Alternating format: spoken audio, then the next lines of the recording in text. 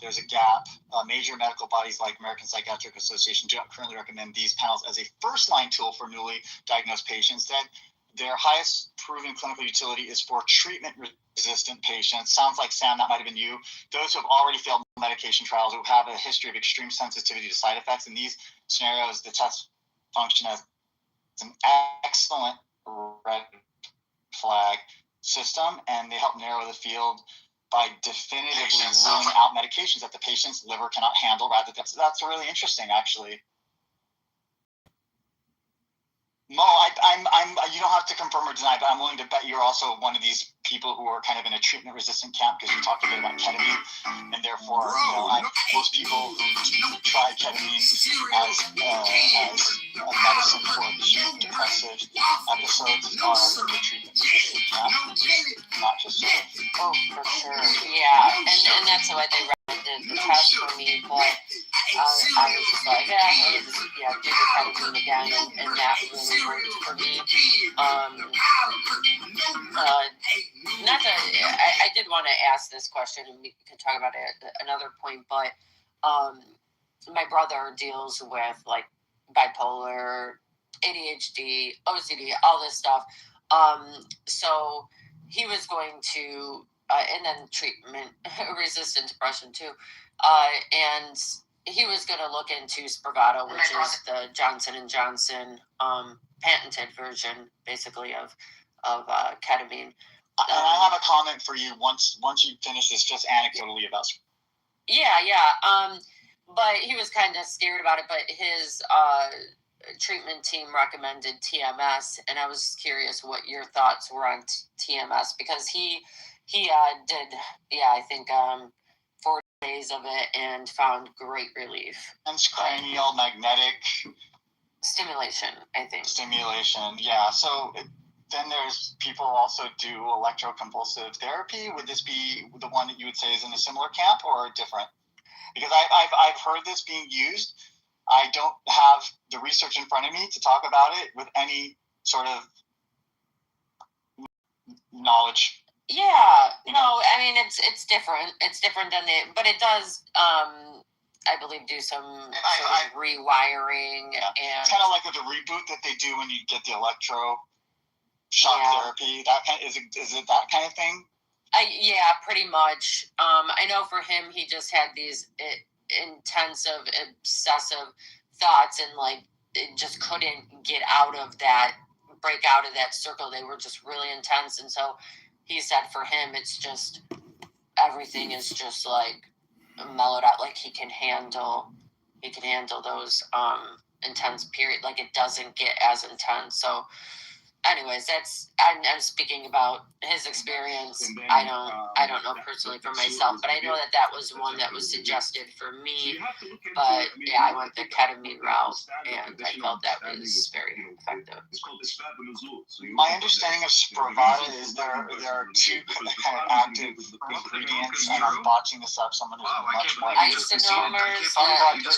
Yeah, so the one that's removed from there is, I believe, the one that has the more kind of intensely psychedelic, Yeah, right.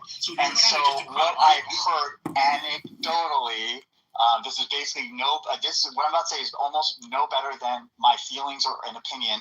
But what I've heard anecdotally, and I'll actually do a little digging on this, is that part of when people get the more long-lasting changes from ketamine, it's from the full-bodied, everything, in ketamine approach, and that this other approach requires more re-ups. So that would work.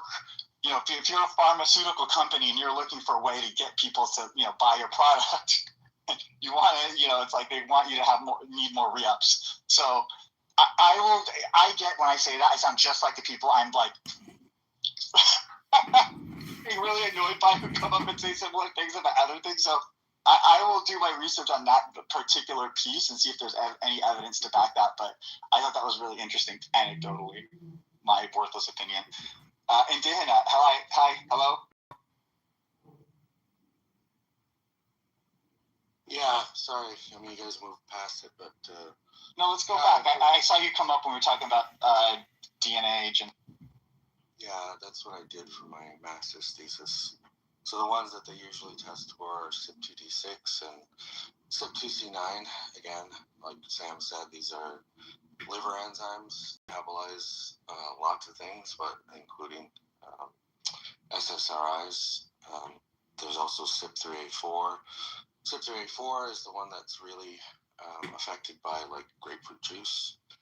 And so look, what I was doing was drug-drug interactions and drug dietary interactions on the modification of the dosage and how long it might take somebody, like SSRIs takes 3 weeks or so to start working. And if they've been kind of wild with their diet, changing things sometimes, or taking herbal supplements, that often changes the ability of their body to metabolize and absorb those particular drugs. But I was looking at other things too, like your gut microbiome and how that sometimes chews up drugs. Because usually when they test genetically, they only test for liver metabolism and kidney metabolism, and that's it. They don't do anything else. They don't do things like absorption in your esophagus and your stomach, or later on in your small intestine. So I was looking at a bunch of different things. And again, because SRIs take so long to work, that often skews a lot of the results.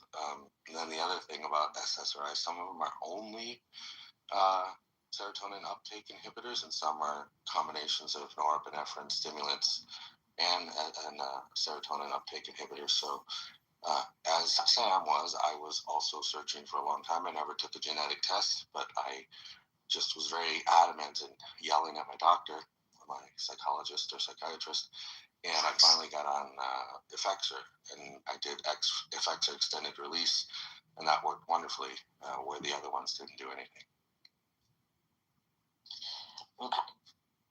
No, you go ahead. There was one drug, and I don't know because you guys were talking about different ones, but I don't remember if it was at the time if it was Wellbutrin, Effexor, or Cymbalta. But there was usually, like with the antidepressants you take, you don't really feel much. But when I started, it was one of those. That first night, like I felt like somebody drugged me. Like I felt this. It was like really intense. Did any of you guys get that with any of those? What are the three that you're saying? That would have been Cymbalta, probably. Okay. That's the kind of adverse event you get with Cymbalta because of its mechanism of action. Thank you. I'll remember to stay away from that one.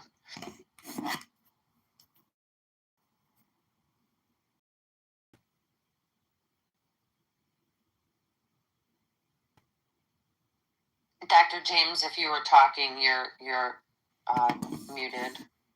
No, I'm not talking. I'm actually just doing a little digging about something. But so yesterday, because I heard the same conversation yesterday, people being really critical. I agree with Sam. SSRIs are life-saving. The older drugs, like citalopram and some of the other antidepressants, they were even antihistamine-based. I forget what it was called.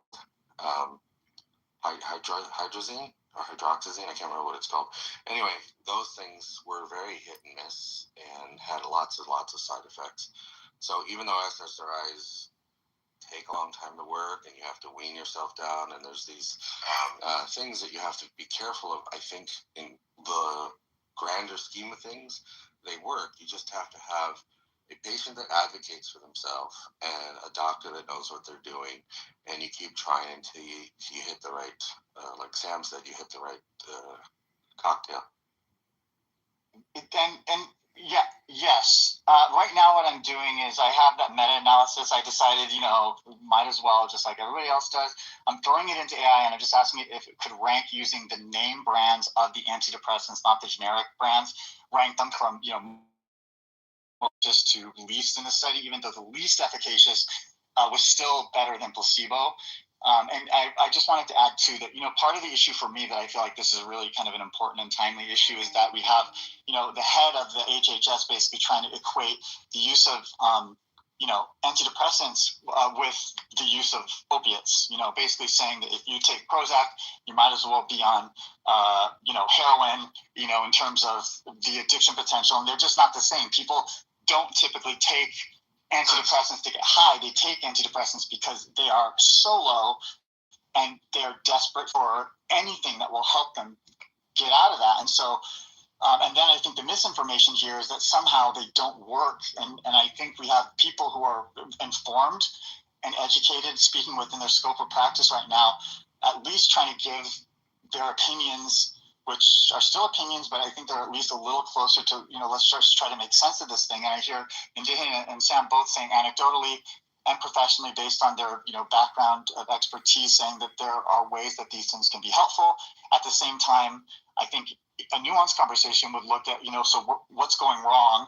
And is this just propaganda, just a new way to dismantle the government? Or is this like my guess is that, if you've got people operating out of their scope of practice, then you could end up over-prescribing something that is typically going to help.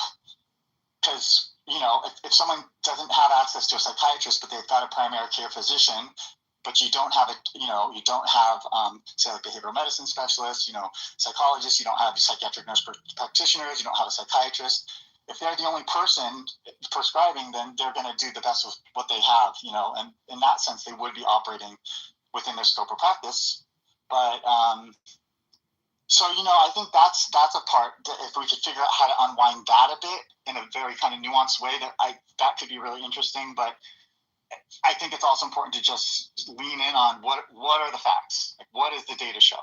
I think, and yeah, go ahead. I think somebody yesterday kind of hit on the issue because these pharmaceutical companies and the government are usually pretty closely aligned, right? And so when I first started getting prescribed SSRIs, it was like 1996 or 94, I can't remember which, and they were just handing them out like candy, because the physicians get kickbacks from the pharmaceutical companies and stuff like that. But it's not, SSRIs aren't something that you can get addicted to. When they first gave it to me, I'm like, this doesn't help, this doesn't do anything. So I stopped taking it, and a lot of SSRIs suffer that non-compliance, non-adherence to schedule kind of thing. Because you have to take so long. And so what is this thing from RFK? What is it really doing? And somebody yesterday said it's probably more about the poor and Medicare and Medicaid and any sort of healthcare. And so they, pharmaceutical companies are not going to allow these politicians to take money out of their pockets. So probably they just want to get rid of the ones who aren't top-notch customers. They only want the top-notch customers where they can charge the most money. They're not going to say, Medicaid is going to make you only pay 10 cents a pill for this SSRI. They don't like that, so they're going to say, let's get rid of all these poor people, and then we can charge $1 per pill.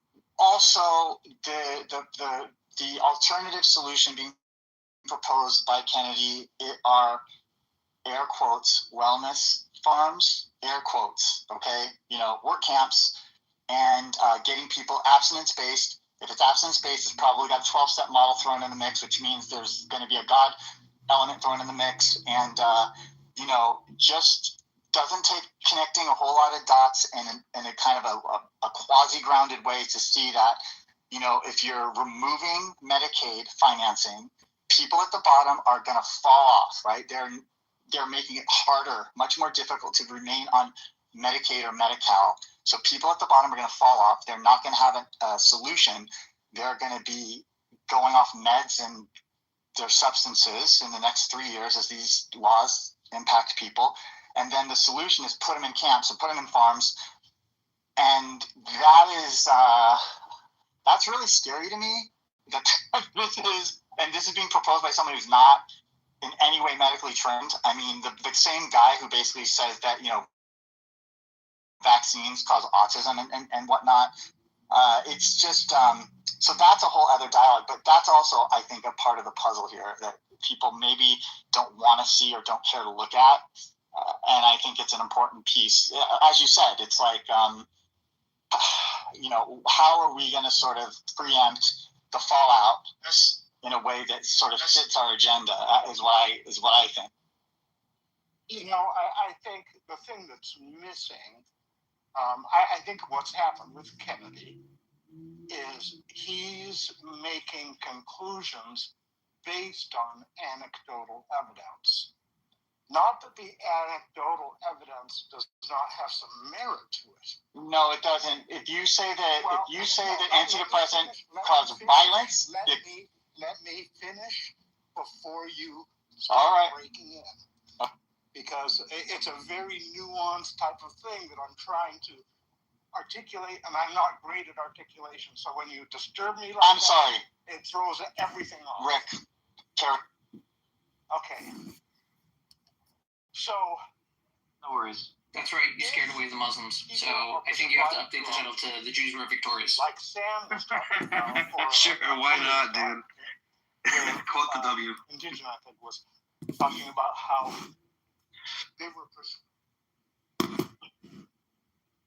Rabbono Shalom, I haven't put on my tefillin yet, Flawless victory. but I'm about to put on my tefillin. Any tips, Mixed, Caleb? I got a couple books on tefillin. Yeah, wrap in, not out. Always wrap up, No, in, not out. wrap in. It's an Ashkenazi Sephardi argument. What's the difference between wrapping in and versus out? Excellent question. Here's the one opinion I've heard, but I would defer to the rabbi who would probably have more insight to say.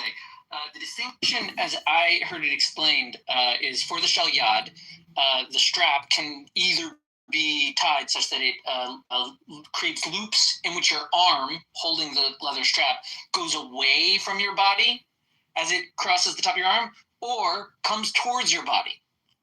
So you can bring the strap towards you, or you can push it away. And then the Sephardim, they push it away.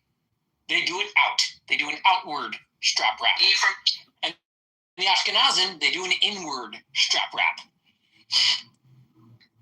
And the explanation that they say is it's whether the shel yad, whether the component of that commandment to affix to one's arm and know God's promise to care for the Jewish people and that there is only one God, whether that, the one on our arm, is meant to be a personal message towards us or an external message towards others.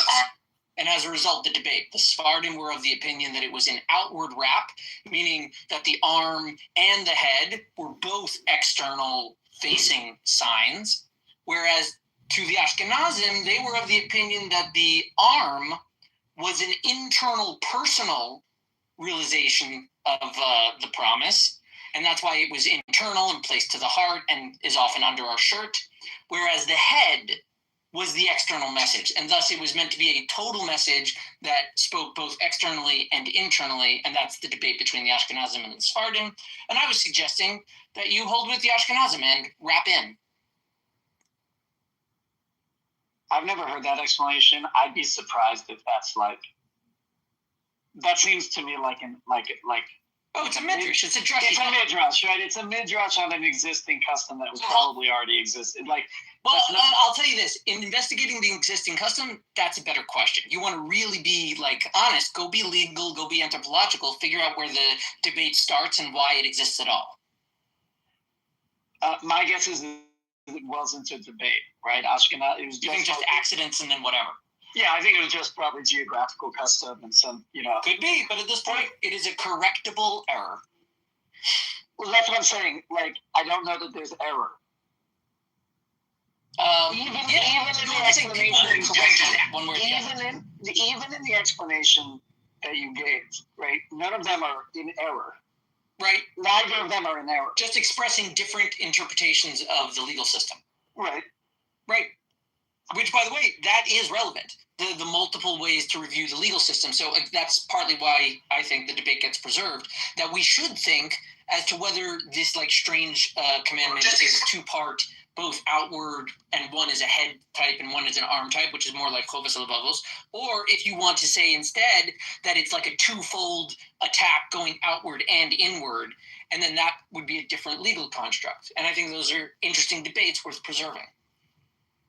So what I'm a little confused is when I look at my tefillin, if you do the outward wrap, how do you reverse the tefillin? Yeah, you'd have to you'd have to pull the leather strap all the Right. way out and then loop it the other way. Okay. But yeah, meaning any tefillin can go either way, but yeah, you'd have to unloop the thing first. Well, It doesn't require it does. pulling through the hole. No, it does. The knot is tied differently. The knot is tied differently. If you want to get into it, there's a whole bunch of YouTube videos. They really help you if you want to tie your tefillin into whatever kind of shape. Like, I don't hold by the square. I don't think that's true. Go with the dollar. We can make a dollar. I have a square. I had a square. I changed it to a dollar because I've got YouTube videos. The knot is tied down. My father had a square. His father had a square. I have a square. That's fair. Totally fair. So you're saying you're a square. You know what it does remind me of is the quote in the movie Dune when the Baron meets with the head of the medical on the planet, and he says to his son, he's like, "Who taught you how to tie it that way?" He goes, "Nobody. It felt natural."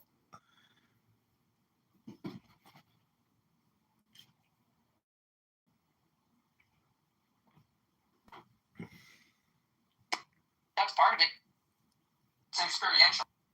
What I like about your explanation is I would think that if you tie it outward, what you're trying to do is almost in a way like push God away to be with God.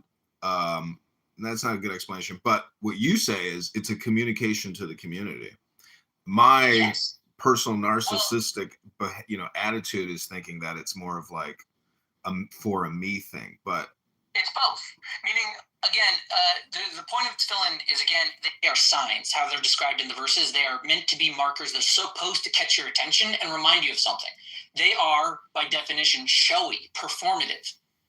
And they are supposed to, it's a debate as to how they function, who they're targeted to. But yeah, they're targeted to the person wearing them and the person that sees the person wearing them. And that's by design.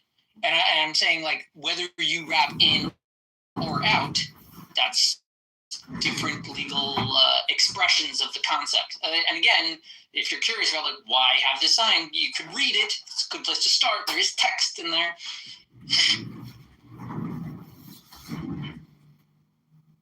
That would require work, and I did see a YouTube video on how they make tefillin, and it's just remarkable how much work. It's a crazy process. Oh my gosh! I mean, it's incredibly laborious, and but there's a lot of processes like that, in all cultures where they do. Like, I was watching a video how they make pig skins or goat skins for wine bladders. That was incredible. I mean, imagine, like, and it's so clean and perfect, and like, it's unbelievable. Yeah, just like, a million steps to get to this final useful thing for whatever obscure purpose. Yeah, have you ever seen a goat bladder for wine? No, but I can imagine it. Bladders don't look that different from each other, do they? No, it's actually the whole body of the goat, and then they like cure it and plug it and tie it and double stitch and triple. It's an incredible process to make a bladder that preserves wine. And there's only like a couple people that do it, but it used to be a big thing. But I think it's interesting how goat and wine go together in terms of like storage and preservation and fermentation, etc. It's because they didn't have very many cows.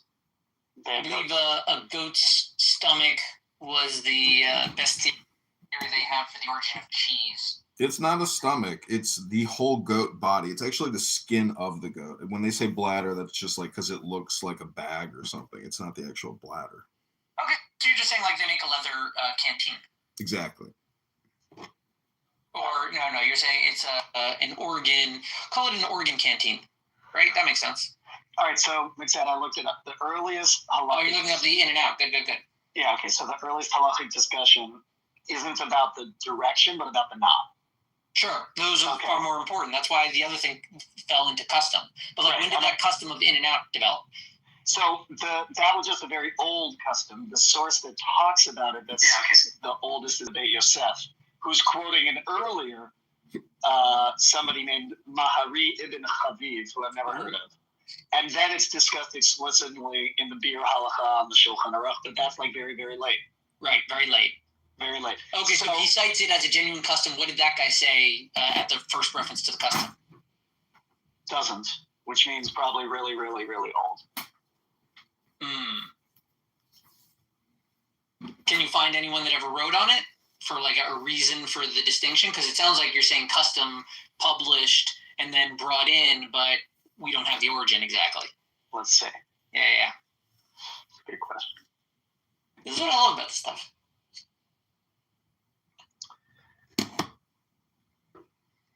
Are you following?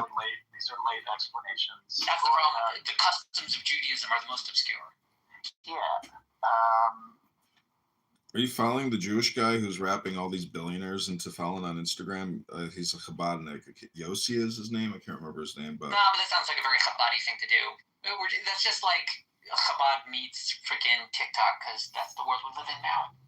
so when you say rapping in, that means the strap is coming through the hole towards you at the first rap, not. Yeah, exactly. It keeps coming towards you every time. Okay. That's the Ashkenazi way.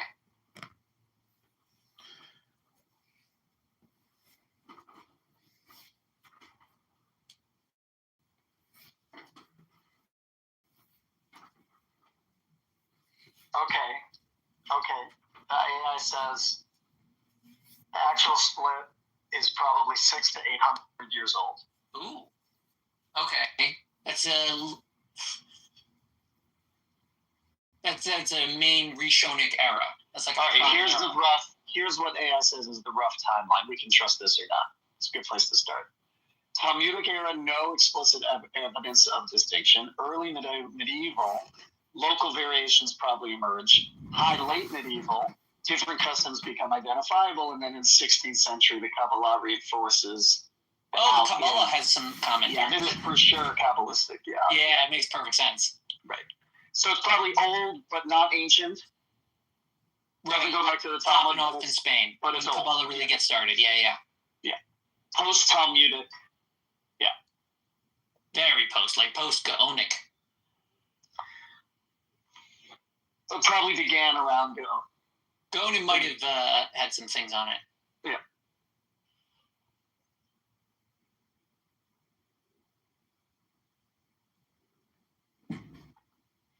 So do you rap on the left arm, right arm? Because on the Kabbalistic chart of like the body parts. Whichever arm you write with, use your other arm. Okay. So a left-handed writer who uses his right arm, is there any significance, in the left? Simple, pragmatic, quick answer before the Kabbalists have their way. But yeah, meaning if you're going to do the rapping, use your right hand for the rapping. Use your dominant hand to do the work, and the other arm can just sit there. So it also has to do with, if I'm remembering, what hand you wipe your butt with. Oh, really? Yeah. That's their measure, really. They couldn't have thought of baseball. They couldn't say you throw with, write with. They're sitting there in yeshiva writing all day. They couldn't say the finger you use to hold the place. No, wipe your butt. That one? Okay. Wipe your butt. There's a commentary there, very clearly. Oh, yeah. That was selected. So I'm looking at the Amidah affirmations by Reb Zalman, and it says that the right shoulder is Gavura, to see me through trouble and lead me to redemption. The right hand is Hu. I support myself on the pillar of Hod, making order in my life, gathering all the forces from dispersion and setting them in the blessed. Save it for the Kabbalah Center, all right? Mail me a Kamsa. The left side says, I invoke the abundance of Chesed to bring me atonement. And then the left hand says, Netzach, channeling to me all manner of blessing, prosperity, placed at the disposal of the redeeming Mashiach, unfolding to witness the Shekhinahs residing in Zion. The Shekhinahs residing in Zion. Ribbono Shel Olam, I got to go to Jerusalem or Tel Aviv this summer and go for a jog on the beach and see all those beautiful Shekhinahs floating around and make a chopped and tossed Shekhinah salad.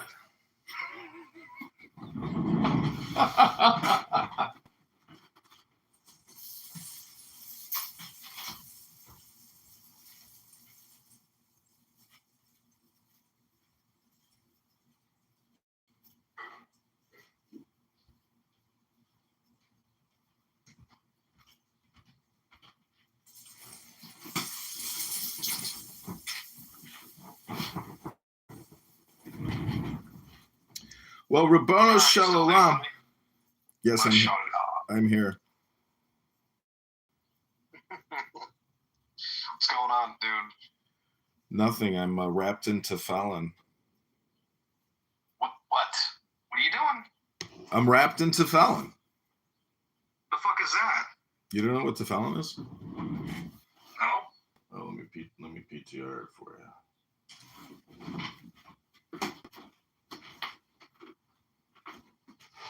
Uh-oh.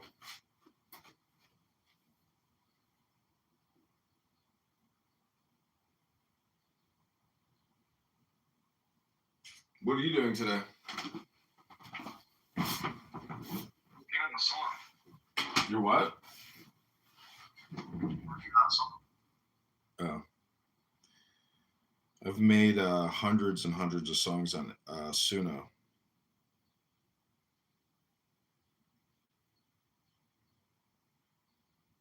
Yeah, nice. Doing something with my I've got an acoustic, an electric. I've got this weird like table guitar from Korea.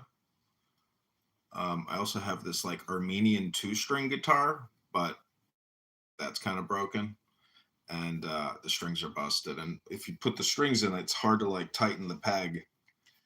It won't hold because there's not enough like grip on it. And then I have a violin,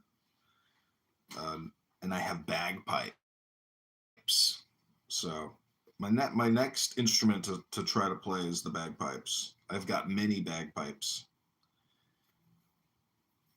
But I play the flute so much. The flute seems to me to be like a very good instrument for like essentially getting good at like rhythm or flow or beats. It's like it doesn't require, it's not sophisticated like a guitar, it's like complicated to play a guitar, but a flute kind of is just like the bedrock of music notes, etc. It's like a good way to branch off into other instruments. So you had a thing on there about evolution earlier, and the thing in high school that I always found annoying in AP Bio was the belief that genetic mutations are one of the primary reasons for evolution.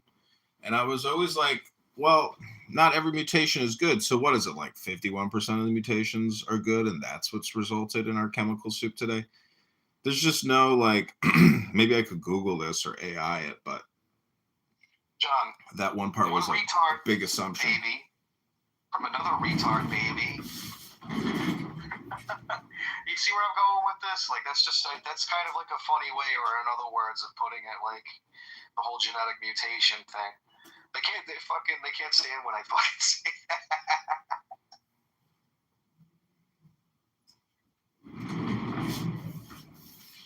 Well, it's such a big assumption, and then it's like, how do you see? We should be able to like use AI to calculate correlations between time and supposed genetic changes, and special like changes, and it's just like, how can we not use AI to prove out evolution by now? Really? Hello? So the atheists who believe in this chemical physical transmutation, they just have no real actual evidence. You can look at the bones and that type of like historical analysis, but at some point AI should be able to prove or disprove the theory of evolution, to a very high percentage of accuracy. Wouldn't you think? Hello? I don't know. Go ahead. Type it in an AI model and see what you get. Okay, let me see. How would you use AI to analyze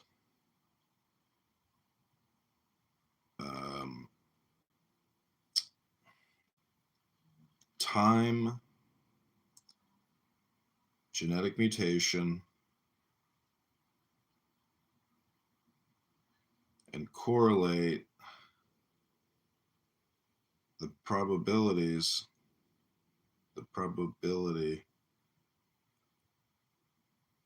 of the theory of evolution as being highly accurate or not.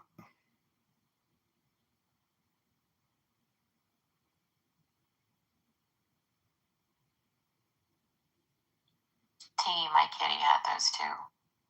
The little bloody knives and stuff. Cat toys. I love those. Yeah, they're his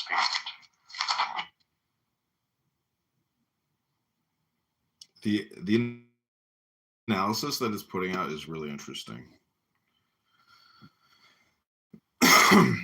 It's gonna take maybe 50 seconds.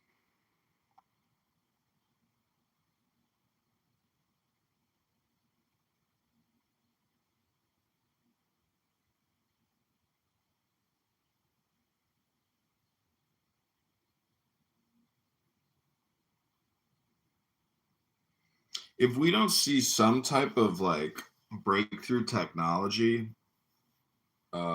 because of all this AI investment and AI platform, etc., then we'll know that like we are beyond what we are even capable of programmatically creating. Because like if we're 70 million years old of, you know, genetic refinement, you might call it, to get consciousness into the now body that we are using a free conference call on. You know, that's the thing about evolution and AI. It's like it still doesn't settle the debate about like what's called a soul. And so thus you get back into esoteric mysticism or, you know, esoteric philosophy. Do you know what the difference is between esoteric and exoteric? I didn't realize there was a debate. Yeah, if you ask somebody what a soul is, it's just such a complicated, vast, you know, nothingness that it's like anything goes, really. Okay, so it doesn't seem very complicated. I like to explain it as just like light, because soul is sun, so it has to basically deal with like infinity, eternity. Like, does a photon ever? You have no idea what a soul is. I got it. Yeah, I could give you the definition that I can look up, but when I try to explain it myself, it's kind of, you know, not very articulate. It's Yeah, not like I very said, there's no specific. debate here. It's just a made-up idea. There's no debate. It's not. Well, even if it's a made-up idea, there is a debate, because this app proves. No, there isn't. No, it does. This app. There's no debate here. There is a debate. Sorry. That doesn't form a debate. No, this would be the debate. Are you in the soul, or is the soul in you? That would be one way of doing it. Oh, it's not a debate. No, it's not. Oh, okay. I didn't know that it wasn't a debate. I thought, because I listen to this app and I hear people debating everything and anything. Like, so to say that it's not a debate, is it your opinion it's not a debate, or is it a fact? No, I'm pointing out why it's not a debate. Oh, I Did see. you not hear? Oh, well, I'm trying to understand, but I did hear you. But you were probably talking over me when I said it, right? No, I think I'm actually pretty good at conversation. Like, I listen and talk, you know, in an exchange. And Why did I say it was not a debate? Do you remember? Yeah, because it's made up. Right. There's no debate there. So that's like saying, because if you're an atheist and you say God is just, it's not a debate, God is just made up. I mean, what's the difference between what you just said about God and the soul? Nothing. I'm not catching your point. There is no difference between God and the soul. They're both made up. Got it. That's what I just said. Did you not hear what I just said to you? It's Well, maybe yeah, it's because you were over talking. Maybe it's because you were over talking me. Maybe it's because you're over talking me. Maybe it's because you're over talking me. Maybe because it's always projection with you. Maybe because you were over talking me. Maybe it's just projection. Maybe you were over talking me. Maybe it's just projection. Maybe you're just over talking me. Maybe it's just. Did you not take your SSRI last night with your meal? Hello?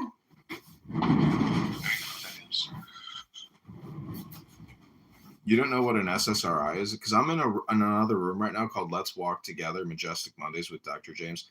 And they're talking about SSRIs and how it, you know, affected them. and how supposedly how much more happy they are.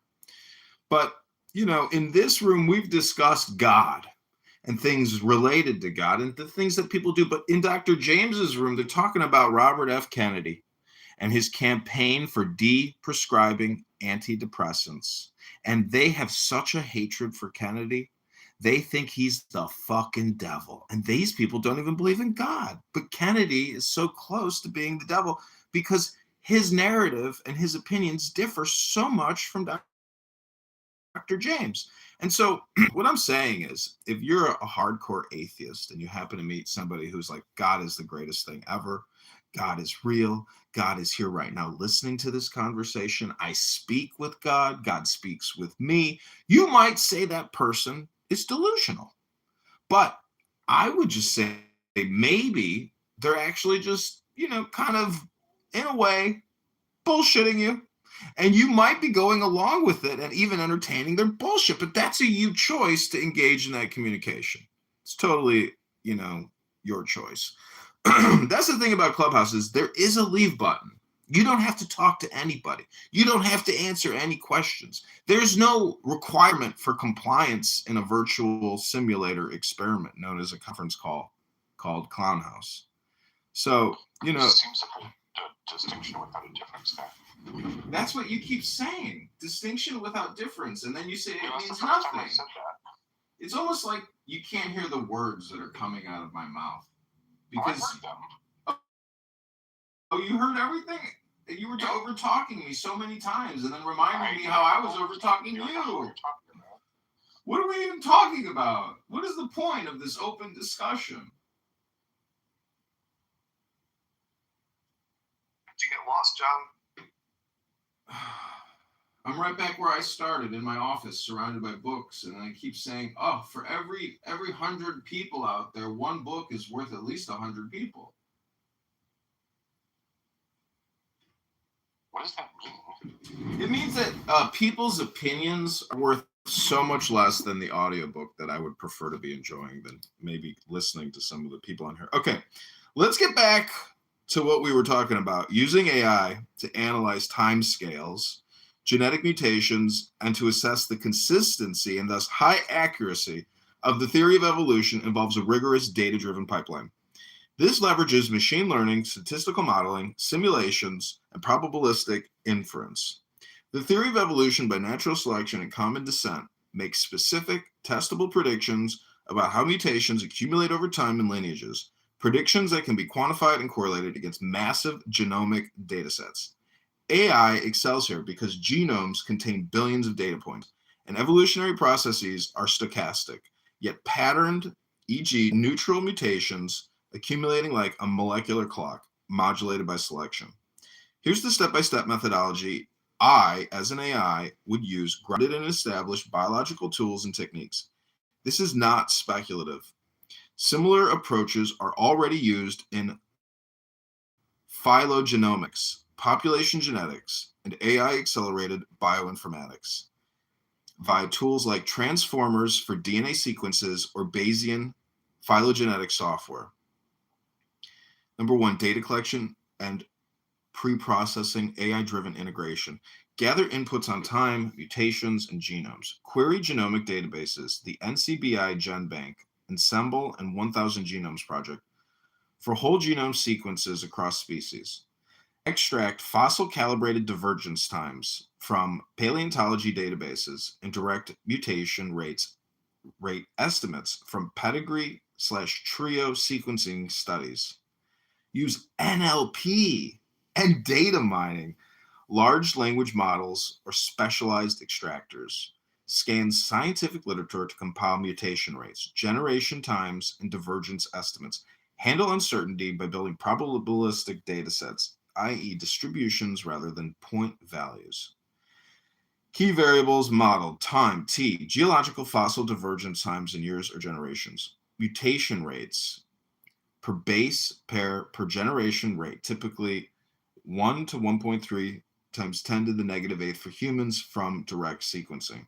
Genetic divergence, observed substitutions, indels, or structural variants between orthologous sequences. AI pre-processing. Align sequencing using tools like MAFFT, M-A-F-F-T, or AI-enhanced aligners. Filter for neutral sites less affected by selection and normalize for genome size. 3 times 10 to the 9th BP in humans. 2. Modeling mutation accumulation over time, molecular clock analysis. Core equation. Neutral theory prediction. Under a simple molecular clock, expected genetic divergence between two lineages is D equals 2 times whatever, I can't remember that symbol's name is, times G. Like it's like M times G. This is a Poisson process. Mutations occur randomly at rate M per generation, or it's like macro or something, rate macro per generation. Poisson. Yeah, Poisson. AI enhancements, train regression or neural network models, Gaussian process regression or LSTM, divided by transformer-based time series models to correlate observed D from genome alignments with calibrated T across hundreds of species pairs. Account for rate heterogeneity. Use relaxed clock models via BEAST software, accelerated by AI optimization. Oh, wow, BEAST software, where M varies by lineage, gene, or time due to generation time changes or environmental factors. Incorporate selection. Use machine learning, deep learning models like those in alpha mesency to predict deleterious versus neutral mutations. Then focus analysis on neutral sites for clock-like behavior.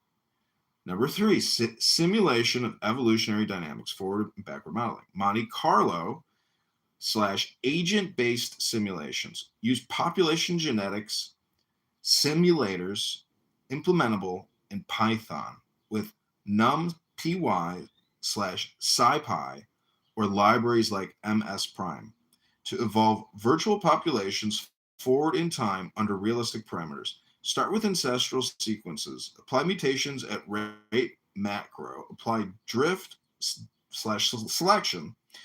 And track divergence after G generations. AI optimized simulations. Reinforcement learning or genetic algorithms tune parameters, macro, selection coefficients to match observed data. Generative AI diffusion models on sequence space can simulate plausible evolutionary trajectories. Scale it up. Run thousands of simulations in parallel to generate distributions of expected D for given T and macro, compare to real data by summary statistics. There's a lot. There's maybe a bit too much more to read. I'll just read the head titles. Statistical correlation and probability inference. Number 4, hypothesis testing. Next is concrete example, correlating human-chimp divergence. Toy calculation can run via code. Structural differences. All right, next one is overall conclusion from such AI. Let me just read the overall conclusion. The theory of evolution, highly accurate, supported at the 99.9999999% confidence level in terms of data model fit across all tested predictions. Mutation accumulation over deep time precisely matches observed genetic patterns under common descent and natural selection. Alternatives, independent mutation without shared ancestry. Fail likelihood tests dramatically. AI doesn't prove evolution in a philosophical sense, but makes the quantitative evidence irrefutable by processing data at scales impossible for humans alone, revealing patterns like conserved centenni, shared pseudogenes, and timed molecular clocks that are exactly as predicted. If you'd like me to run a specific simulation via Monte Carlo mutation accumulation code, analyze a particular species pair, or dive deeper into any step with real data sets, just provide the details. This pipeline is fully executable with current AI tools. So the thing that I like about the summary is it says AI does improve evolution in a philosophical sense. Right, it just proves it in a data set. Yeah. So this is where philosophy is really like, it's the super troll. It is trolling in a way, because there's something wrong with the Socratic method, meaning it's really an inferior form of communication, because trying to fish out like people's internal biases or prejudices or lack of logic, etc., like that's really not efficient. The like that is pre-internet, pre-AI. So really the Socratic method is dead, and people on this app, that is their fundamental form of communication, because they really are lazy and lack all they don't read anything. What I just did right now by reading this to you is more work than 99.9999% of people will do on this app today. It's all just entertainment chatter, and it's deplorable. And that's why, as a Republican, libertarian, conservative, when we are called deplorable by Hillary Clinton and those types of people who don't read books, because even Hillary Clinton, there was a picture of her on an airplane playing a Game Boy, and I wrote, she doesn't even read books. And you wouldn't believe the comments and the hate that came my way just by making that comment about Hillary Clinton. I got every single detail you could ever know about how intelligent Hillary Clinton was. Her college, her degree, her classes, her book, everything. They immediately came to Hillary's defense. So these are my morning statements. Hello!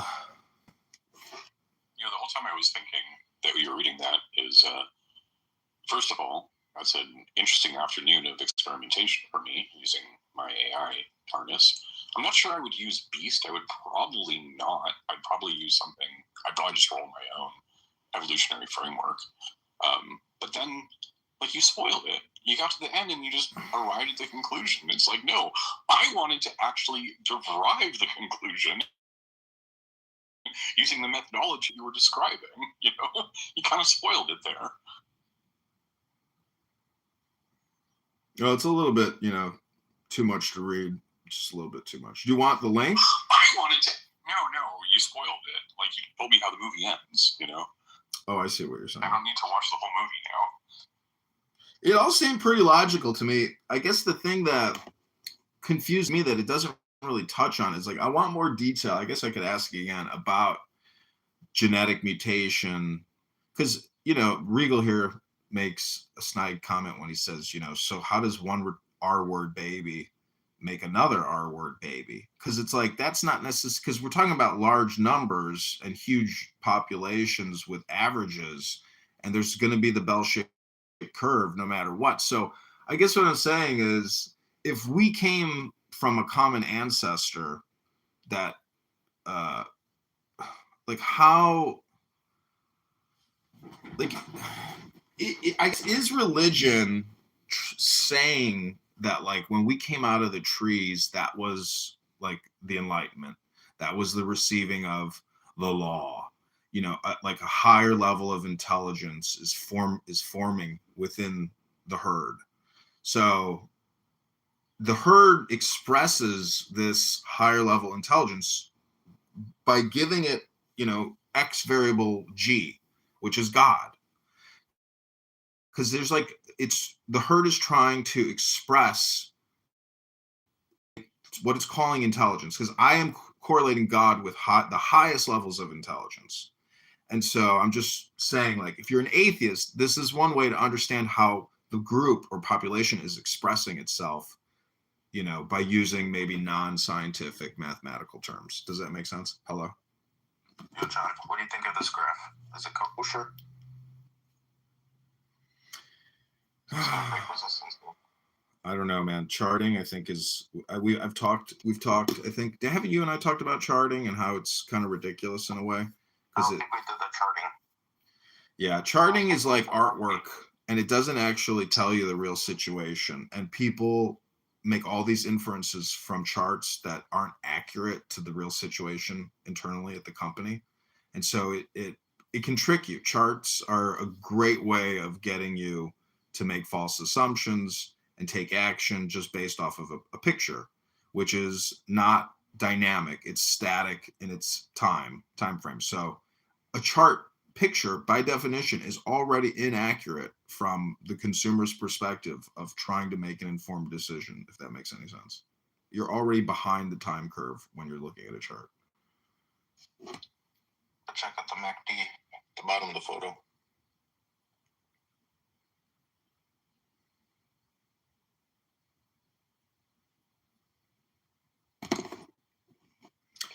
But this is an open discussion. T, let me ask you something about like emotional intelligence. Do you think that like you are your own worst enemy? Because to me, you're highly reactive and extremely emotional. Now you might get offended even at that statement. But what I'm trying to get at is that the brain is fully automated to respond emotionally, whether you like it or not. But in my opinion, if you read, Marcus Aurelius or other books on wisdom, it kind of helps develop your personality a little bit to where you're maybe not an emotionally reactive person. You're not highly annoyed by other highly annoying people, because I think that is the big understanding and takeaway from all these books. I think the Bible deals with emotional intelligence because, it takes intelligence to consume that book, to read it, to focus, to concentrate on it. So it's all about personality development, self-development.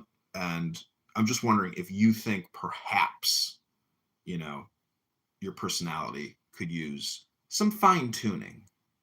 No, not at all. And yeah, Rabbi, I was definitely looking at that moving average conversions divergence. I was seeing the momentum change, and I'm wondering, I don't think that looks like a shift towards resistance. I think that looks like, support bottoming out there.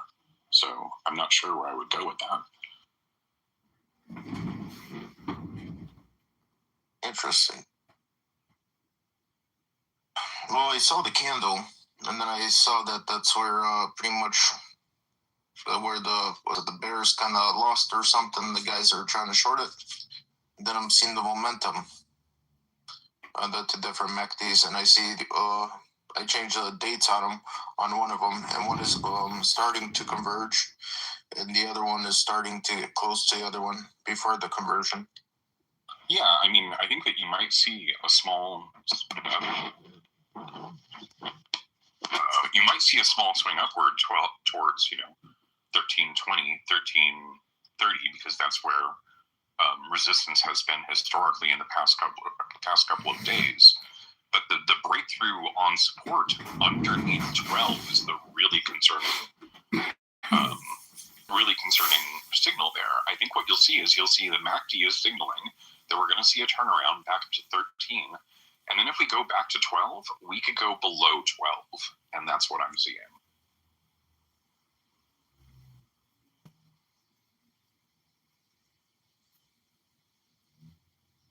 Yeah, it makes sense. This is one of them that I track. I track this CRML, and then I jump into the double leverage right when it looks like it's turning around.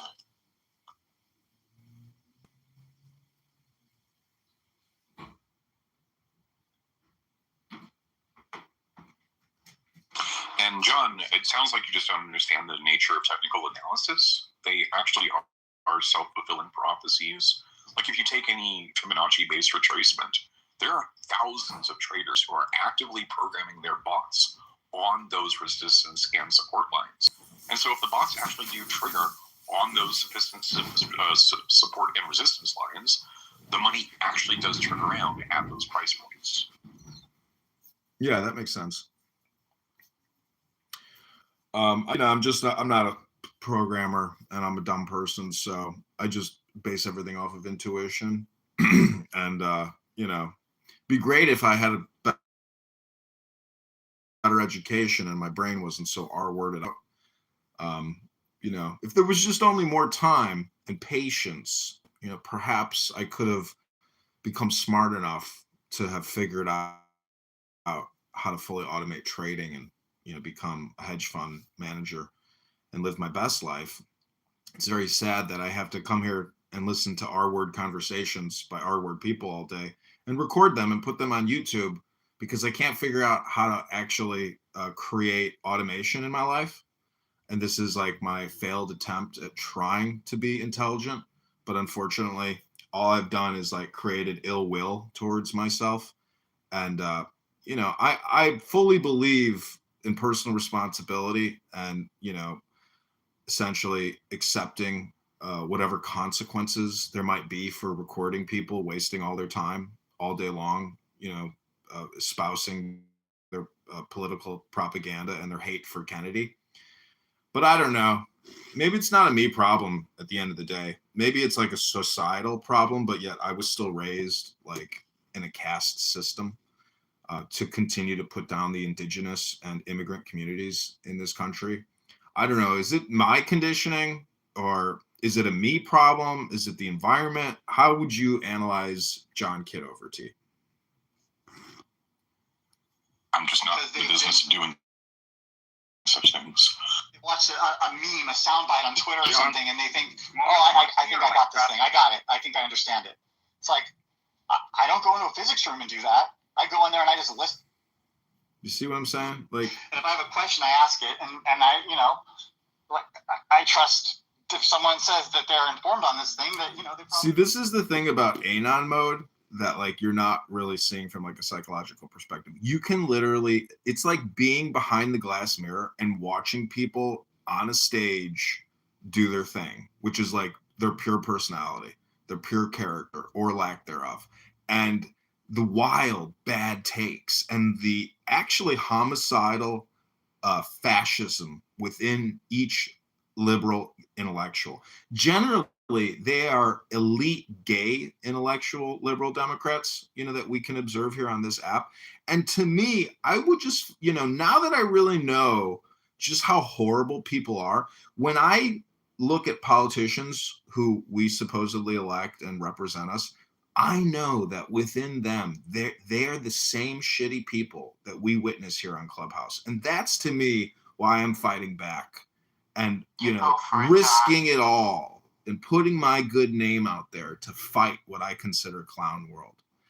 And yeah, honk, honk. Welcome to clown world, where everything is upside down.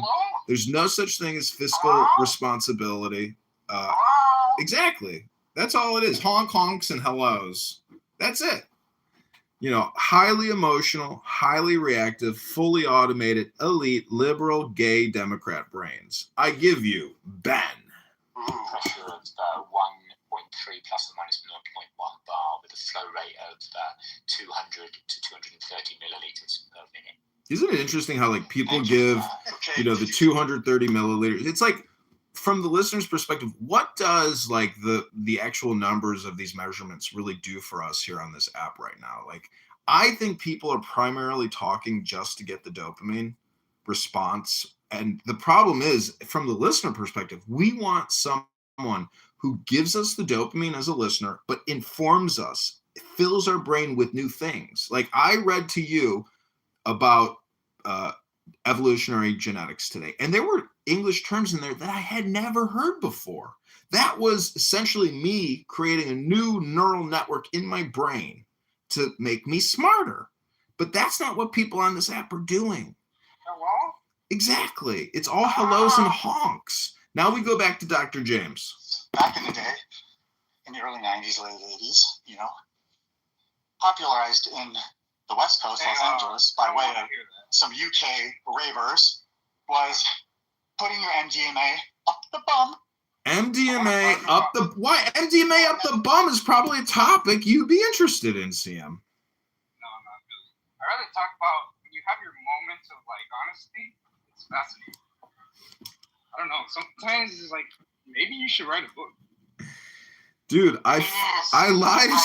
Joanna and I are actually publishing a book, but it's not about the book. It's really about the live experience. People don't understand that, I am live on YouTube every time you hear my voice. There's no way that I would be creating sounds with my body unless I was recording it. It would be pointless for me to be speaking without recording it. It would just be like me in a black hole talking to myself. What would be the point of that? Hello? I mean, but what is the point? Nobody's going to ever watch that. I know even if nobody watches it, what's the downside then of even doing it? You see what I'm saying? There's no reason not to do it. Hello? You're wasting electricity and... Wasting electricity? Wasted opportunity, right? Well, that's my But point. you could be doing the experiment that the AI directed you towards, and instead you're doing the Clubhouse thing, right? What do you mean do the experiment with AI? I'm not going to do what that fucking prompt is talking about. Why not? Because it was just an intellectual curiosity about genetic mutation and what I learned in fucking high school AP biology. Wasn't that your exact complaint? Was that most people on Clubhouse aren't going to do the work? They're not going to put in the effort. My work was reading it. Complaint. My work was. The exact complaint was that they're just going to go as far as reading it and not do it. Wasn't that your? No, my complaint was that people don't even read it. Not that they won't do it, but they don't even read it. You're one step above. Yes. You actually took 5 minutes to read. See, right? The thing is, if I read about it, I determined that I wouldn't want to do it. Do the things, right? Exactly. You're not approaching that level of belief yet, right? No. What was the word that I had difficult pronouncing? Not poisson. It was poisson. Poisson. Poisson. It's the name of a French scientist. Means And that's- fish. It looks like poison, right? Croissant. With two S's. So Joanna. Yeah, John is as much of a hypocrite as everybody else on this app. So. Yeah. Yep. I agree. How do I say a baby seal pushed me yesterday in French? Look at Oh my God. Look at my PTR. I'm now Andrew Tate. Yeah, I was just gonna say, is that Andrew Tate? I'm trying to see if somebody's gonna notice. I don't know. I think I look better than Andrew Tate, actually. But maybe because Andrew Tate is emblazoned on everybody's psyche for some reason. Women. One girl at a bar a couple months ago, she's like, "Have you ever met Nick Fuentes?" And I was like, "No." She's like, "He's over there." And I'm like, "That's Nick Fuentes?" I'm like, "That's not Nick Fuentes." She's like, "That's Nick Fuentes, and I really want to talk to him." I was like, "Well, do you want me to go introduce you to your imaginary fake Nick Fuentes?" She's like, No, I'm so nervous." And I was like, "That's not Nick Fuentes. Look up the picture and look at that guy." And she's like, "Oh, you're right. That isn't Nick Fuentes." But that was like the 1 in a million girls who actually, was like sexually intrigued by Nick Fuentes. Segment of Ben. I'll tell you why later. What was he saying? You meeting Nick Fuentes to me is not like out of this realm. Like you guys seem to like occupy a similar like I don't know corner of the internet. No, he's got his You have like own. the same incel audience. I don't know if my audience is really all incel. I do have people texting me from the political campaigns that I've run. And just this morning, somebody was texting me about censorship and how they appreciate me like calling it out.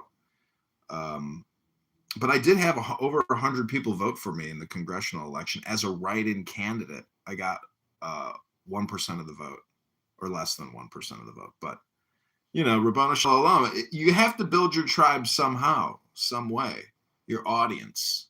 Then it's a question of how do you activate your audience? And the whole thing really comes down to money, because you can buy audiences on Meta and on Google. And that's the advantage of having money.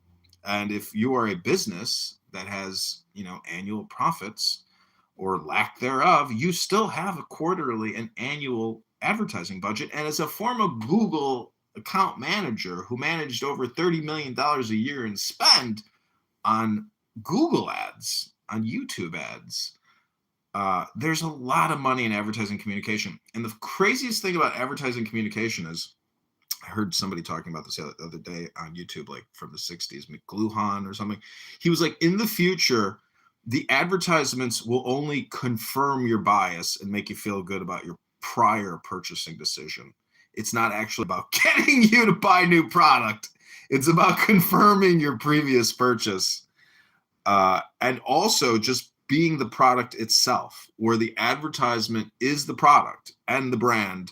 And it's all just about like neurolinguistic programming and dopamine creation. So all communication is indeed hypnosis. And if just turn your television on and watch The Price is Right or Let's Make a Deal, and you can actually see how advertisement communication is one of the most dominant forms of communication in our societal herd population. And I have successfully done advertising myself, for the publishing industry. And Joanna and I are writing in a book And I hope, that we can do a summer book tour. I already have 3 books published on Kindle, Amazon. This will be 4th. But we're going to do a book on meditation, neurolinguistic programming, and dialectic therapy. There you go. That's called reading a book. It's not revolutionary. It's not new. But as someone who read on Clubhouse today, I am in the top 1%. And that's a fact. Very few people have read anything of any value or substance on Clubhouse today. And tomorrow, even less. So we are living in a society where only less than 1% of the population even picks up a book and regularly reads something that is outside of their push-down communication paradigm. It's weird that you put so much value on just reading random bullshit, right? Like that's somehow valuable. Like you just pick up a book and read it. That's actually valuable. It's valuable in comparison to listening to woke, liberal, elitist homosexuals on this app. Let's put it that way. Or elite black homosexual intellectual Democrats. You see what I'm saying? Hello? Well, see, it's just my opinion. It's not a fact what I'm saying. I mean, you know the difference between opinions and facts, right? No, I never learned that in school. See, the secret about learning what the differences between facts and opinions are is that there's actually no such thing as a fact. There's only opinions. Hello?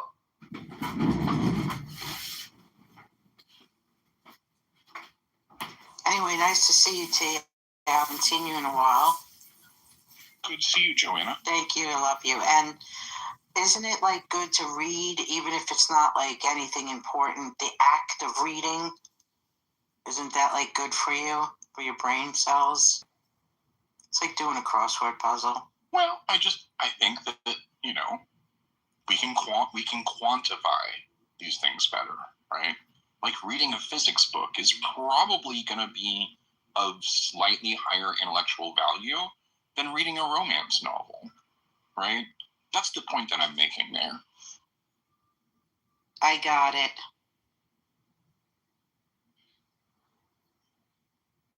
It's better than reading smut.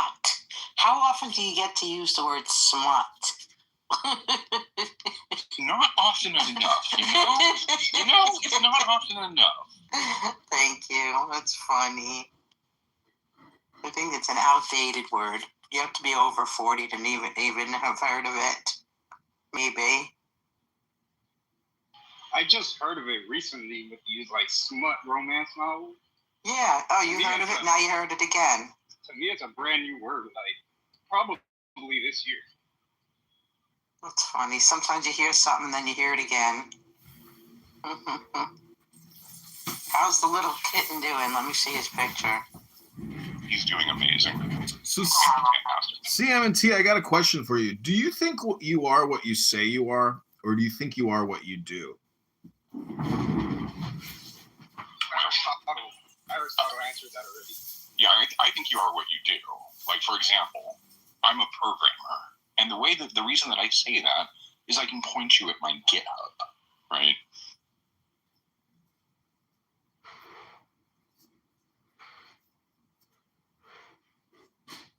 That is indeed Aristotle's answer. You are what you do.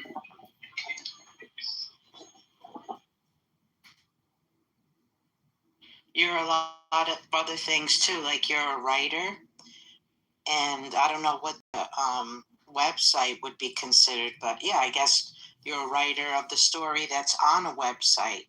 So it's Horizon City is interactive with the reader. I'm sorry, I have so many websites at this point. Yes, this week I published 14 white papers on post-language semantics, and gosh, I mean the topics were really fucking deep, like really, really like deep topics. I'm really excited about the work that's being done. So I was thinking like, oh, are you talking about Nefarious Plan? Because that's where I've been publishing recently. I published a white paper and a policy paper. It was completely white. No, I used AI Meta, and the first comment was, next time you use AI to generate a policy paper, you should probably remove the AI software you used and not say that you wrote it. And my response to that is, you didn't address anything and any of the topics in the paper. And so what's interesting is when you run in politics, you are attacked personally 100% of the time, and you are never actually spoken to or communicated with about what your opinions are or what topics or policies or content you've even created. It's always ad hominem. And so ad hominem hypnosis or ad hominem filibustering or filibustering hypnosis, I think that's what the biggest problem is see, Regal here has open discussion. That means you could talk about anything. But the problem with focus and concentration is it's a filibuster against priorities. And that's my biggest complaint against the elite liberal, homosexual, Democrat liberals, is that it's always focus manipulation, concentration manipulation. And that's what I really hate the most, is because part of intelligence is prioritization. Wouldn't you agree? Hello? I lost the question. Wouldn't I agree to what? It's very lengthy. So here's a paper you won't read, John. Okay. The 17th, it was 17 that I published, actually. I just posted it in the chat here, and Okay. I'm betting you won't read this. I am. You're gonna read it, Joanna? Let me click on it. Let me see. Oh. Okay. After Babel, we speak in vectors. That's it? That's the one, and it's a very sophisticated paper.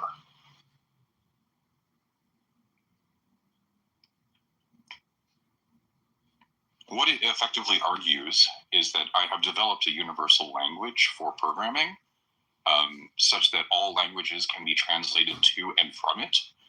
And what this does is allows us to port any language to any other language through my universal language.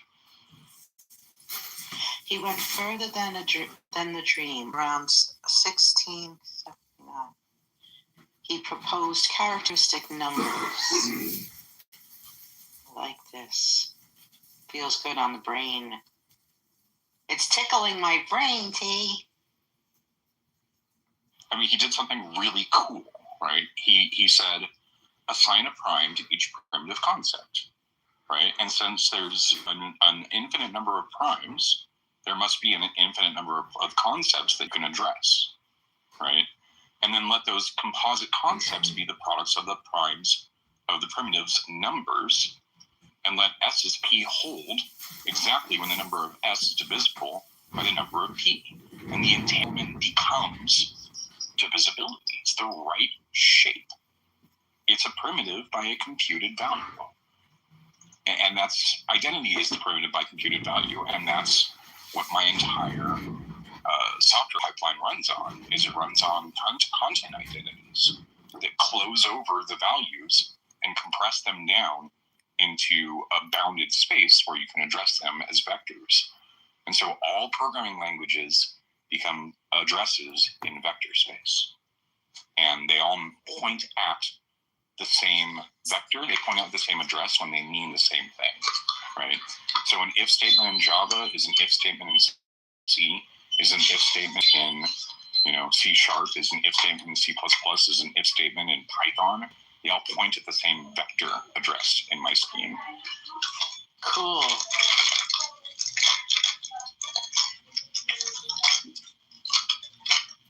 You're hot. Oh, sorry. But what that means is that I've used math to prove that I can solve for all programming languages and make them universal for the first time in history.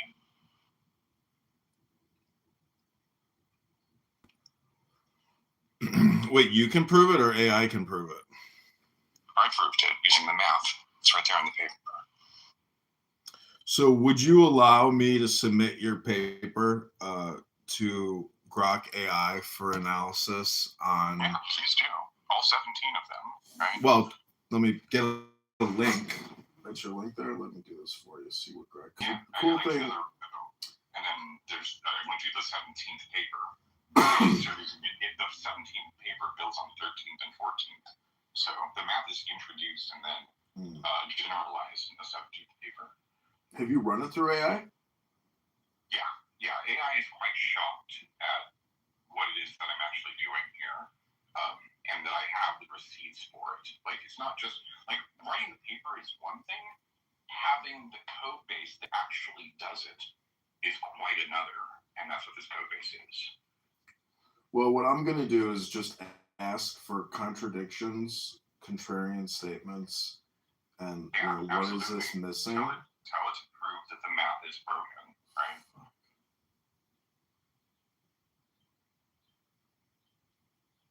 I'm having some technical difficulties here.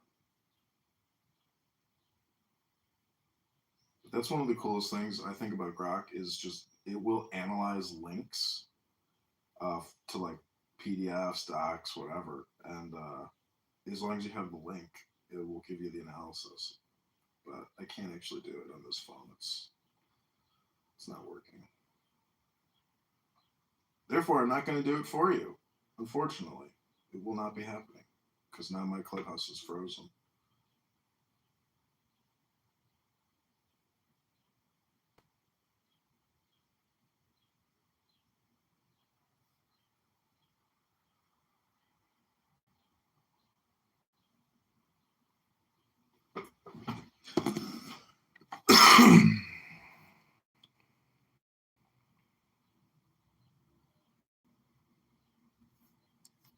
Yeah, and so the reason that I stand by this paper is backed by.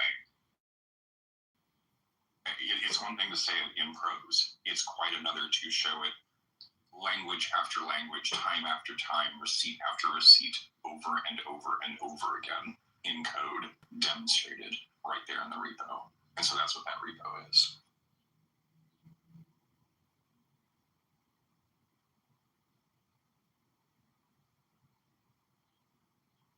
You can argue with the math, but the code works, right? Is this like linguistics, but like mathematized version? Yeah, it's linguistics for super programming, right? It's the idea is you can lift all programming languages into a vector space, and that vector space actually points at the same address when the closure is the same, when the algebra is the same in the language, right?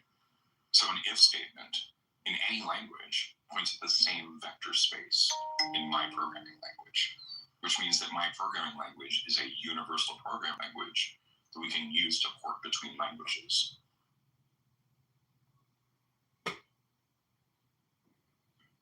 Isn't that more or less how AIs work?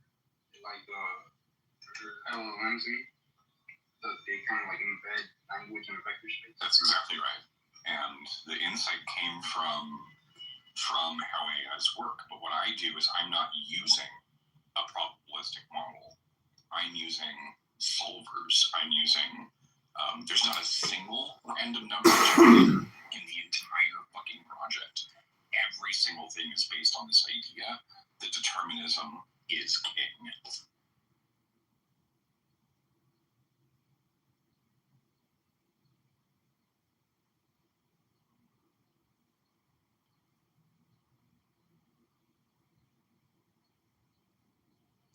And where does a regular LLM use like a random number generator?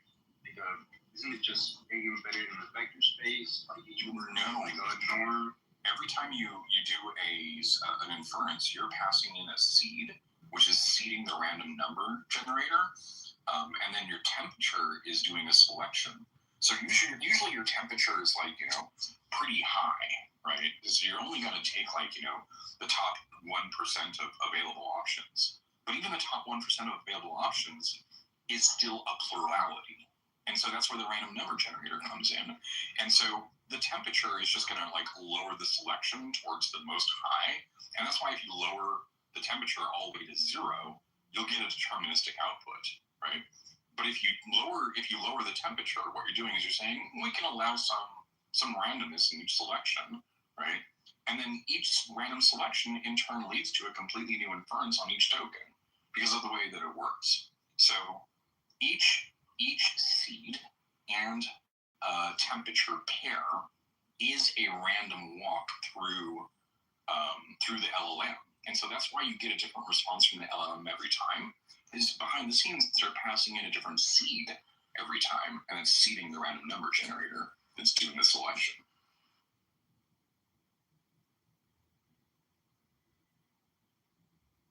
Okay, let me read to you. Norm, like vectors than the norms, and then just maybe there's some kind of probabilistic thing as for the predicting. Well, what you get back is from your output, you get back to a vector space, right? And that vector space points at multiple addresses. And so what you want to do is you want to say some of those vectors are going to be ranked very high, right? They have a high probability. Some of those vectors are ranked very low, and that's what the machine is outputting. Is outputting 99% on this vector, 64% on this vector, 32% on that vector. And so with a high temperature, we're just going to go with a 99 every time, right? But if you have 4 or 5 that are around 99, that's where the random generator comes in. And because the vector space is so drastically large, that's how you get a different response every time from the LLM. So if you type in the same prompt, the same LLM, you'll get a different response every time, unless you go in and you set the seed and the temperature to the same thing. So temperature to 0, seed to the same thing. You'll get the same walk through the LLM. You'll get the same exact output from the LLM every single time. Right? You're just turning off the random number generator, right? Okay, I put the link in for the Grok analysis. These are there's further insight and then contrary opinions and context. It says skeptics of universal semantics. Many in PL theory argue semantics are relative to models and institutions. Gauguin are cited approvingly, but full pluralism persists. Not all computation fits neatly into one algebra. Interactive versus reactive systems and probabilistic programs. Practical programmers. It works in practice. C Python ecosystems often trumps formal unification. Content addressing adds indirection. Most prefer human-readable names and local builds. Alternatives. Unison realizes parts of this. Content-addressed code. Other approaches include semantic versioning, package registries, dependent types, proof assistance, lean, calc, or ML-based embeddings for similar code, contrasting the paper's exact hashes. Philosophical pushback. Frege and Kripke. Distinctions are debated. Rigid designators via hashes assume perfect canonical forms which embed modeling choices. Borges's library metaphor fits the vastness, but highlights incomprehensibility without good signposts. Then it goes on to further insight. Yeah, let me respond to all of that, right? So first of all, yes, that's correct, and that's why we allow the algebra to float, because if not 0 and if are in fact different forms, and so they cannot be unified, right? And that's just like a consequence of the form, and so that addresses the first thing is not all of them fit in the same algebra, correct? They all fit in the same universal space of different algebras, right? And then what was the second thing you said was that we prefer human canonicalization. That's the whole point of the ORM, of the ORP rather, the Object Realizer Protocol, is to drop from vector space back down into human language space, right? And so that's the whole point, is not to actually write code in vector space, but to translate code through vector space. And as far as oh gosh, what was that last one that you cited? That was actually an important one. I agree. And what we are doing is we're pinning the actual model. We're saying these are all of the assumptions. These are all of the, we have the order in terms of arity, We have the terms in terms of the algebra.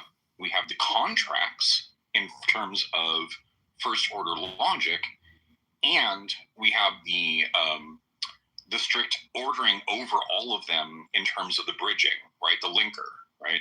And so that really does capture everything that a programming language might want to express. All programming languages are universal in this way and can be formalized in this way. And so I agree with everything it's saying, and I'm just going to bite the bullet on all of those, right?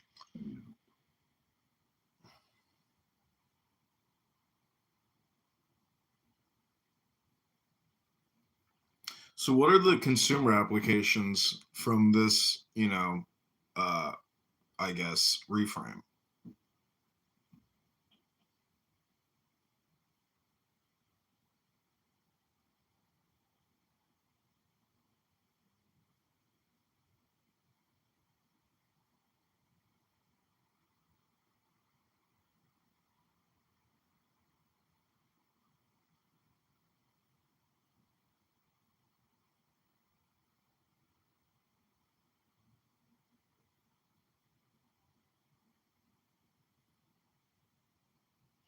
Yeah, the frictionless cross-language reuse, automatic LSP enforcement at ecosystem scale, content address proofs it has as first-class artifacts, and reduced dependency hell is actually just saying like an end to supply chain attacks in general, right?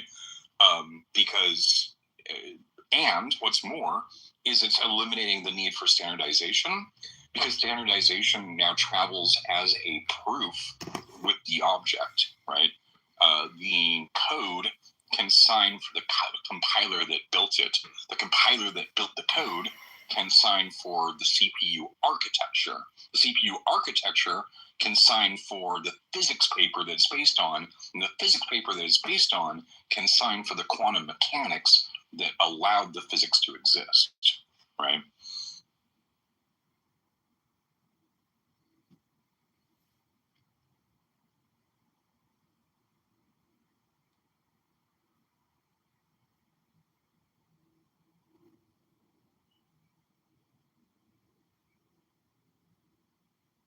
And by the way, the impact if realized part, that's the rest of the code base. The rest of the code base is dedicated to over and over and over in different languages realizing it.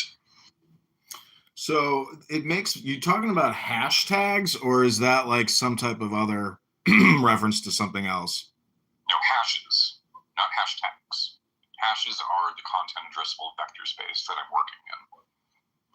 The hashes. So, well, I was going to talk about how Elon Musk hates hashtags, but I honestly, I get it. But the thing about hashtags is there was this one like multi-billion-dollar startup.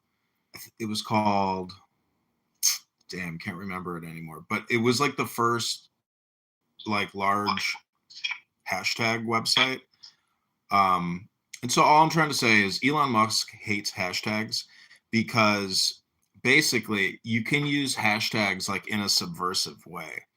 For like Adrian Dittman is his pen name. And so if you use the Adrian Dittman hashtag, like you can ascribe or assign content which is not flattering to Adrian Dittman. So I'm just saying that there are people that want to get rid of like secondary communication like paradigms or ways to communicate in order to shut down dissent or criticism.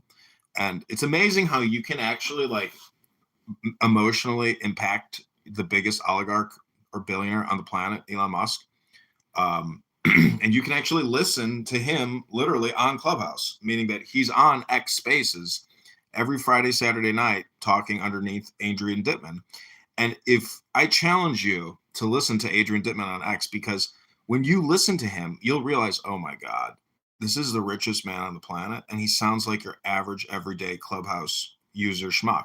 How is this guy worth 800 billion leading Tesla, SpaceX, XAI, like as, the CEO? See, a CEO today is really not like what a former CEO was like in the hierarchy structure. Now you have all these doctors and executives and like it's a huge smorgasbord of an organization, so big and vast.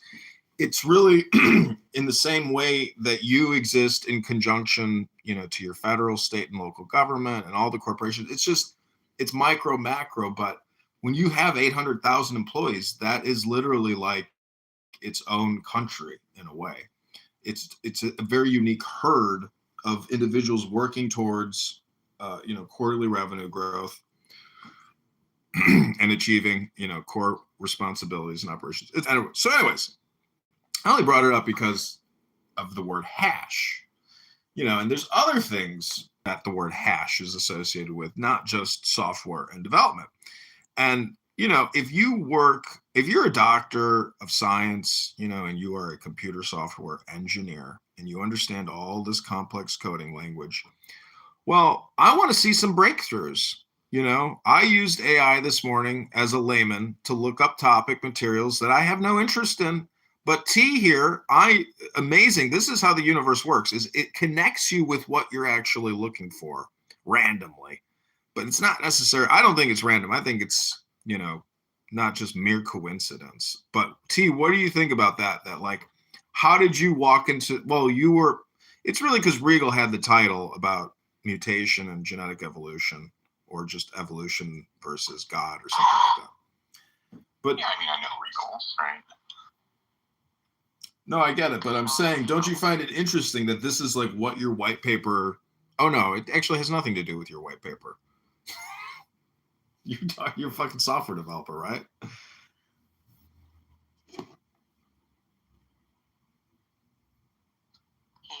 He's a coder.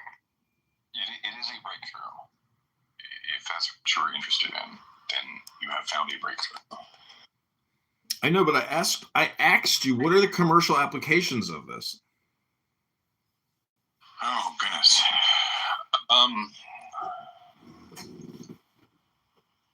Software correctness as a industry is a huge deal, right? For the first thing that comes to mind is simply being able to audit software and prove that it doesn't have bugs in it in a completely automated way without using AI. And the way that it does that is using, by porting the code into a language space that can be analyzed by any solver. And then once we've done that, we can just charge to certify, right? But then that brings up like the next level above that is become a certification house. And so like I'm becoming a one-man certification team just, in my bedroom, right?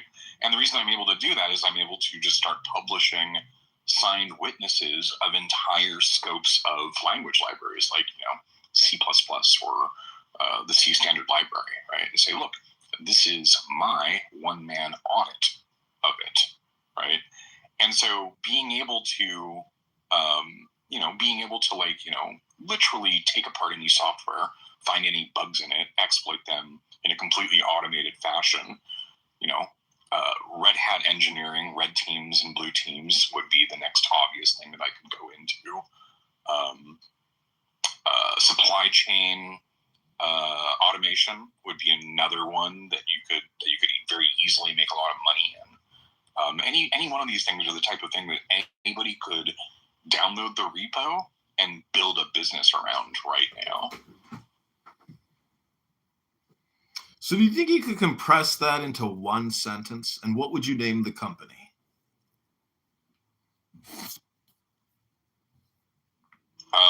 My software breaks existing software.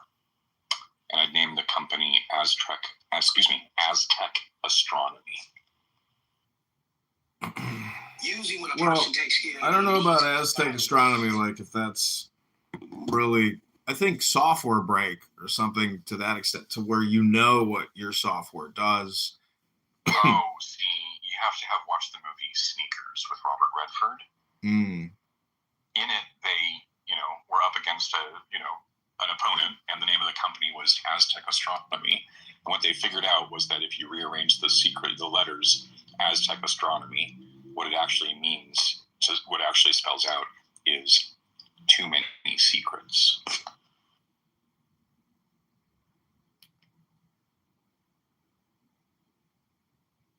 Wait, where's the Z? If you rearrange the letters, it says too many secrets. ASTECH. Wow. It spells, and then if you rearrange letters, it spells too many. Wow.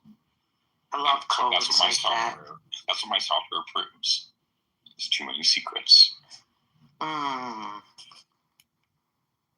Wait, but Aztec has a Z in it, right? ASTDH. Oh, Aztec with an S? Yeah.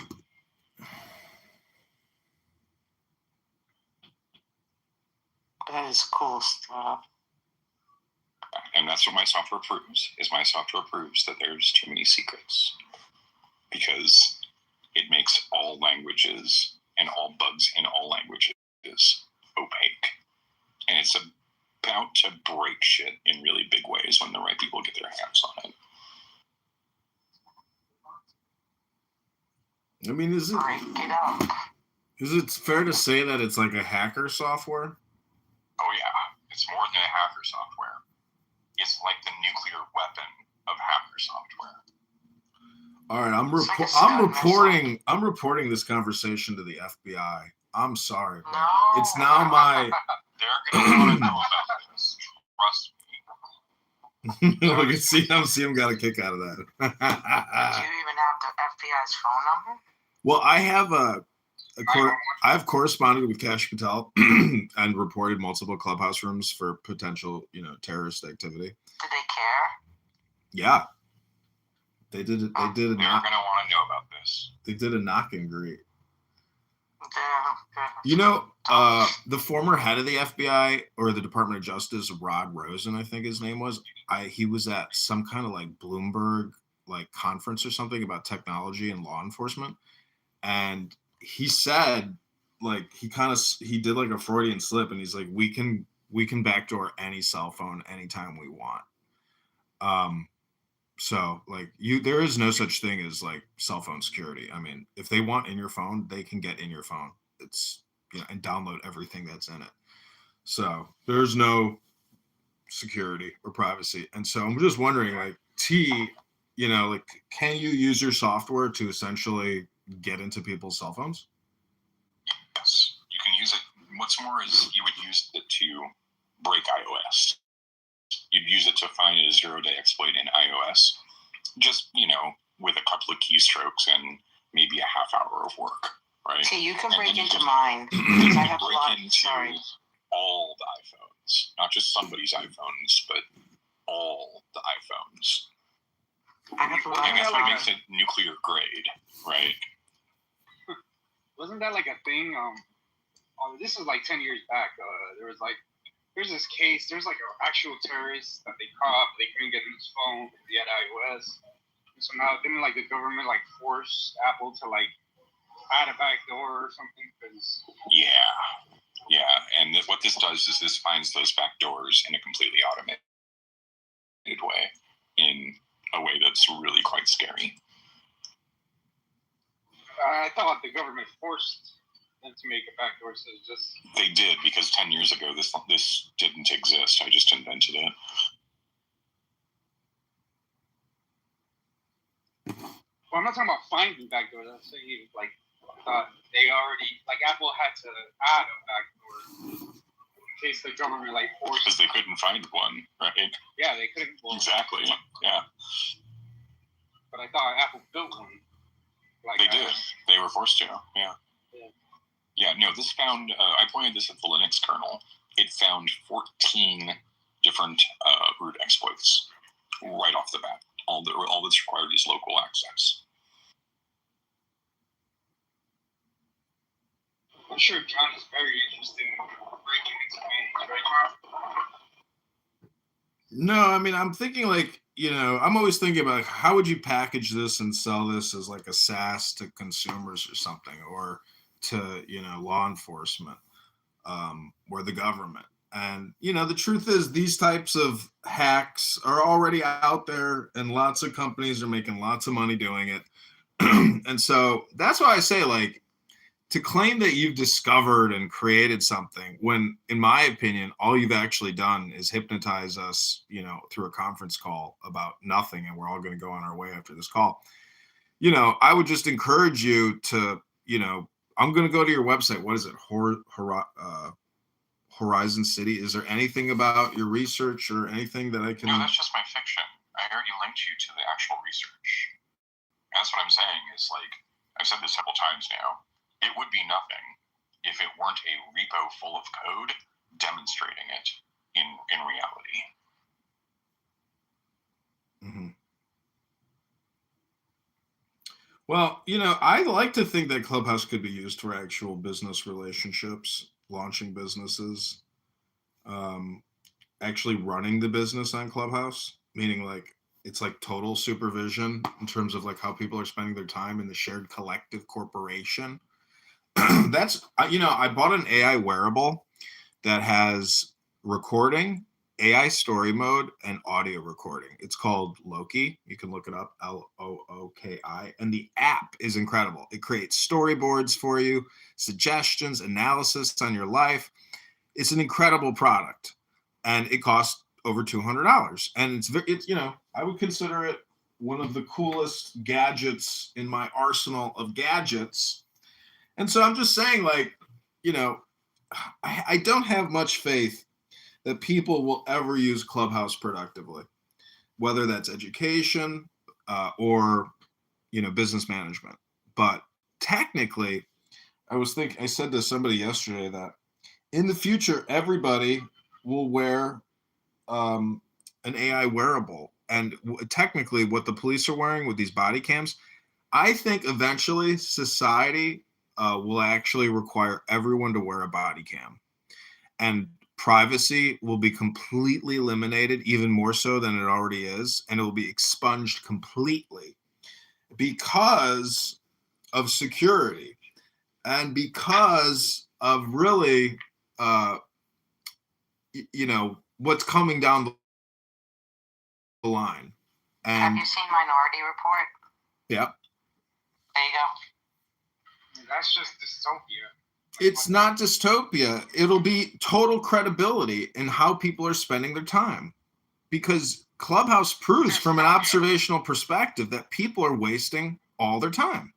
All the time. I want the freedom to waste time every now and then. Well, actually, have you seen George Lucas's film THX 1138? No. I know of it. I think I watched it, but I was really high. I don't remember it, but I know that weird dystopia. Well, it's a completely controlled society, and it's all done through medication and programming. Medication? Yeah, let me get you the link. But what's so amazing is that, like, the two genders unite, man and woman, and they wake up from their somnambulance, from their sleepwalking. And I think a lot of people on this app are sleepwalking. But that's like Black Mirror. I think you're back to projecting now. Back to what? He's back to projecting. Projecting? Yeah. CM, you're hot micing. It sounds horrible. CM, what are you doing? Guess what I'm doing, T? What are you up to, Joanna? I'm crocheting a beautiful pouch, like an Indian style pouch. Neat. Yeah.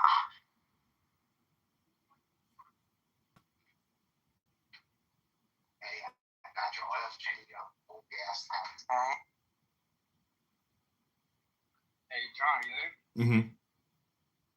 Hey, John, can you, like, tell us the truth? Are you on any government watch lists? Like, can you board airplane? I don't know. I haven't flown in a while, but last time I flew, I've never had problems. What? See, the thing is, I'm based on people's activities here on this app. I know I've been reported multiple times to local police. I could have told you that. Yeah, to local police and FBI, but no one has ever knocked, never received a letter, never received any kind of communication. And so I think that, you know, when people look me up and they see all my videos, it's really no different than what AOC is doing or what Mamdani is doing. All these people do is create videos all day long. And so if you look me up and you watch any of my videos, and let's say you see yourself on my video, and then so from the law the law enforcement perspective, when they do their research on me, and let's say they spend 20 minutes, 3 hours, or 100 hours watching my videos, they will see that I'm really just like in a recording studio. And, I'm not actually a violent person. I'm not a psychotic person. I'm not a neurotic person. I'm not a schizophrenic person. I'm not an illogical person. I'm not even, in my opinion, a mean person. I think I'm a hypocritical person, and I think I like to mock people, but that's not against the law. And so when it comes to that's what this app is about. yeah, mockery. I like mocking people. And when it comes to the First Amendment and freedom of speech, it's pretty interesting. I should just ask Grok, like, what are the actual words and sentences that are so controversial you can't say them? And therefore, this is what the First Amendment is actually referring to when it's talking about protecting speech. Like, what are the actual specifics? Like, what, and then what is the context of those specifics? So it becomes so complicated to try to figure out freedom of speech that when you try to exercise freedom of speech, that's why I asked you earlier, are you what you say you are, or are you what you do? Because by recording what I'm doing, I'm actually creating like records. And I just find it so amazing that I have the ability to make like unlimited recordings and live stream it and store it at no cost to myself. So in a way, I'm actually a scientist doing an observational study of myself. But when I'm observing and studying myself, I'm also observing and studying all the people that I'm communicating with, whether it's passive or active, group or crowd. There's like all these, communication theory, and this is why, T here in his universal key of semantic programmatic, non-distinguishing capability. It's really, we're all trying to say the same thing, which is, nothing. Hello. So yeah, I guess your recordings will serve as an alibi one day, right? You ever get in trouble? Yeah, and so see, the thing about cognitive security is that when you give up your privacy, and I mean really give it up, and you give it away, it gives you a power, and that power is security, because I have actually, alibied myself completely and entirely, even at this moment. But it's not really about an alibi. I think it's really all about personal, self-development at the end of the day. That's like, to me, the real frame, because I could go to a local church, I could go to a local Freemasonic hall, I could go to a local bar, and really each organization, has different purposes. Like the lodge and the church is really about personal development. The bar is really about entertainment. Clubhouse, for the most part, is all about, entertainment. There's no education. People claim, oh, I come here to learn. I've learned so much here, and I'm so thankful to all the people here that I've learned from over the years. And these people are the worst amongst us because they don't actually read anything. They don't. Yeah, they're the worst. That's pretty funny, man. I hear a lot of that, man. I do. I really I hear a lot of that. I mean, I agree. It's mostly entertainment. I've learned a thing or two, but really, mostly, I'm thankful for like the people I've got to meet. I've spoken to like random people from. Are you fucking dumb? He just got done saying that, and then you walk into a fucking the cartoon that steps on a fucking rake, and it's in the pole smacks him in the fucking face, dude. Like, I talked to he just got. Was you listening to him? He just got done saying that, dude. Hey, what are you doing? Well, I'm so thankful I met all the people on here. No, some people. I'm talking about people I would have never spoken to in my regular life. I've talked to people from like fucking Vietnam that have like the weirdest life, like completely different than me. And these are people I would have never talked to in my life ever. So like I think that's pretty cool. Yeah, I'm not saying I'm fucking like this is my education. Yeah, the people that say they're here to learn all the time. I've learned a thing or two maybe on Clubhouse. Besides that, it's mostly entertainment and then a little bit of meeting some interesting people you would have never met otherwise. Well, I've like created a lot of websites that have made, small amount of money, not a lot of money. It's really just a question of like experience, objectives, what do you really want to achieve? But this app is like a casino. If you go to a casino and you sit down in front of a slot machine, it costs you money to get the dopamine creation from that machine. It's just your cell phone blown up in front of you. It's a big screen and you're putting money in. Logically, you're not going to get a positive ROI. You're going to get a negative ROI on every dollar you put in. That, everybody knows that, but yet they still sit there and play a video game and lose hundreds of dollars because that software and the lighting and everything works in unison to essentially manipulate you and hypnotize you to keep reaching in your pocket for another $100 bill. And so Clubhouse is technically the same thing as a casino slot machine. And thus, you have to really realize that it is a form of hypnosis and manipulation, but it's not costing you anything. And that's the big... you put in time instead of money. Exactly. But philosophically, the one thing to really understand is that time is just a concept. And so it's what it really is your opportunity cost or your choice. This app restricts your other choices of things to do. Like right now, I could be outside working in the garden. I could be at the gym working out. I could be in my living room reading a book. I could be downstairs doing this. I could be at the grocery store. There's so many things to do and choose to do other than to come here to engage in a communication. And that's why I say books are really the software programs of your life. And you can use this app to project those books. And the dialectic experience, the dialectic therapy, the dialectic intelligence that comes from retransmitting a book into the interwebs is an experience that most people have never had. I try to do it every day. And last night, I heard one man on this app reading from the Vedas or some kind of Hindu spiritual book. And I was like, one man reading a book at midnight. By himself, no one on the stage, no one even listening but me. And I said, well done, good job. Like, it's boring work reading a book by yourself, but the experience is actually very joyful.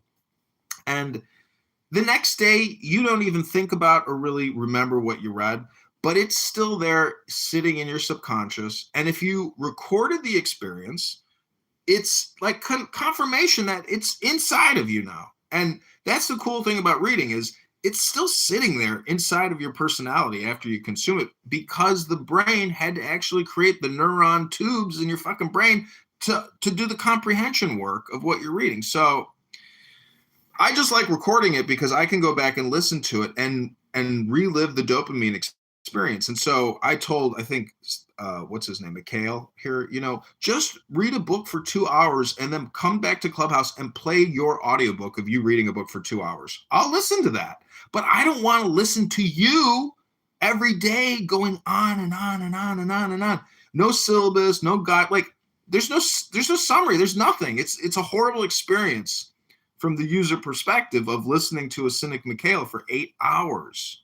You see what I'm saying? It's so scrambled that as the user, you don't really get anything from that person. So that's why an audiobook is of incredible value to information, intelligence exchange, comprehension, etc. There's a 24/7 like Ron readings on here. I'm wondering at this point if you ever have anything original to say, John, or if it's just you constantly on loop for advertising your inferiority complex on YouTube. I know, yeah, because I didn't agree with always. And just saying blind reading, like this is what I said earlier. Like you can reading the smut novel does nothing. Well, he doesn't even do it. Like I gave him something to read earlier. He had his AI summarize it for him and didn't understand a word it said, shrugged his shoulders, and went back to like, you know, self-aggrandizing, right? It's just it's the most silliest thing I've ever seen. That's so funny. It's so silly. Yeah, it is funny because you do say kind of funny stuff every now and then, one little interesting thing. But if you do listen to you long enough, it starts. Have you noticed that? Yup. Yeah, I agree with you, and that's why I like to read books, because you know, I find, you know, I just infinitely loop about reading books, but I'm not reading the books. So you ever notice that, how you actually don't read any books on here, but you just infinitely loop yourself, but never stop infinitely looping by reading a book? Yeah, I'm too busy writing them. Yeah. Well, what's interesting is when you read a book, it's the same thing as writing a book.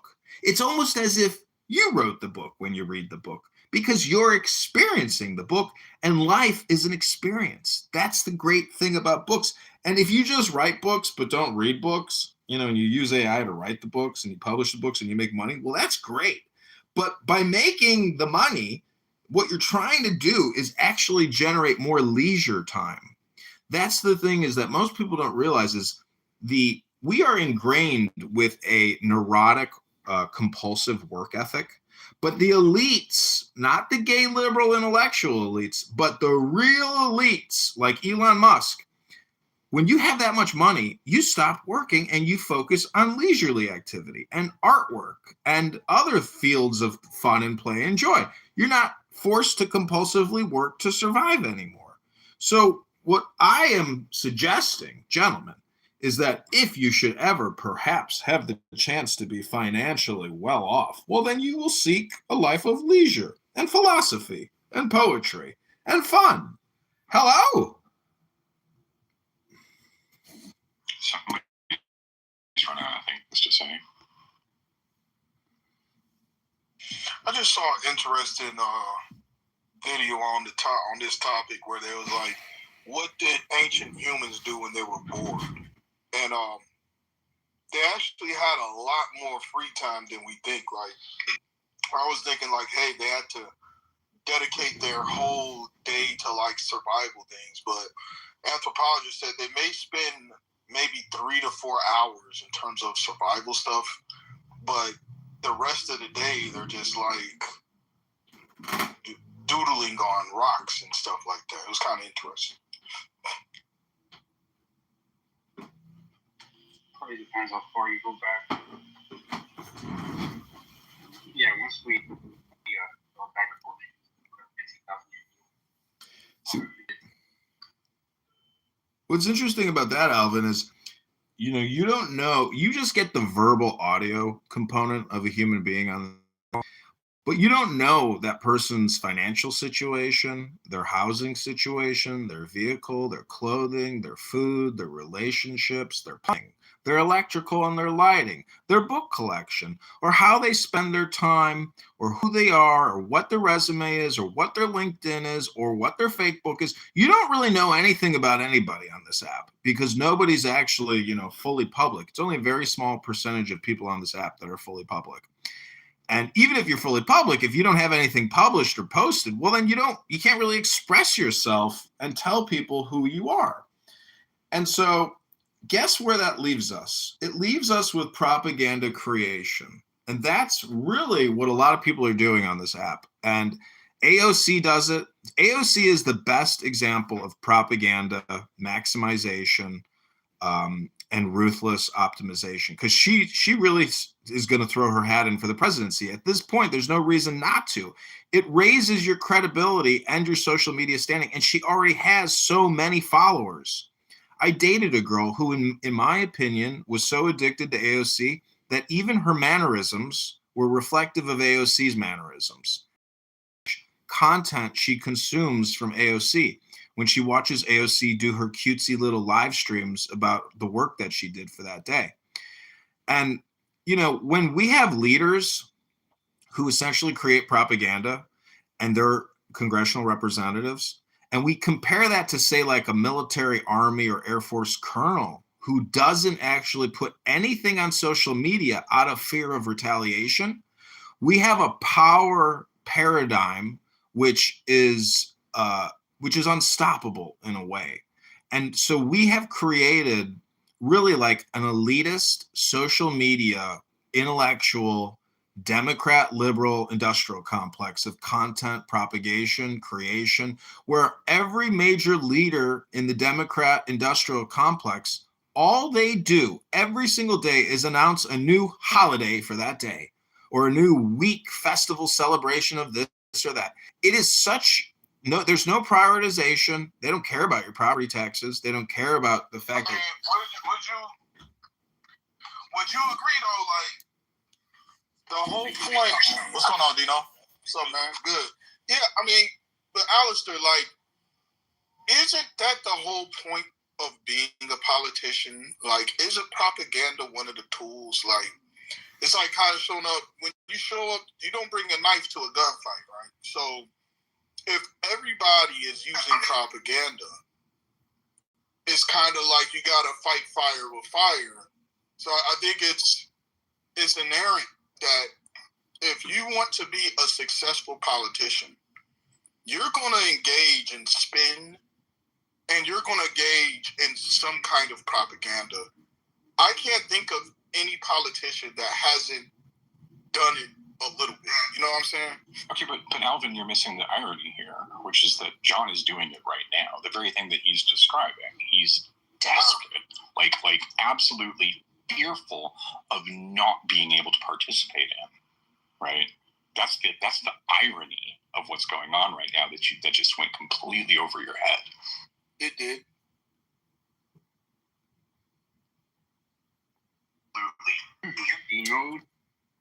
Well, it's not necessarily a projection, and I'm not fearful that I can't participate in the game. What I'm trying to say is there are double standards and triple hypocritical standards within the platforms that females take advantage of. What are you doing right now? I'm in a room called Open Discussion in a house called Belief, put on by Regal. We can talk over each other if you want.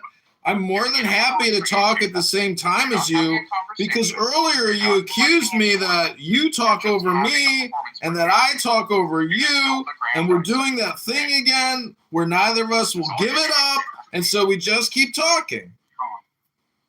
That's all it is. Just performance for YouTube. It's boring. Nobody watches. Nobody likes it, but here I am. Keep doing it.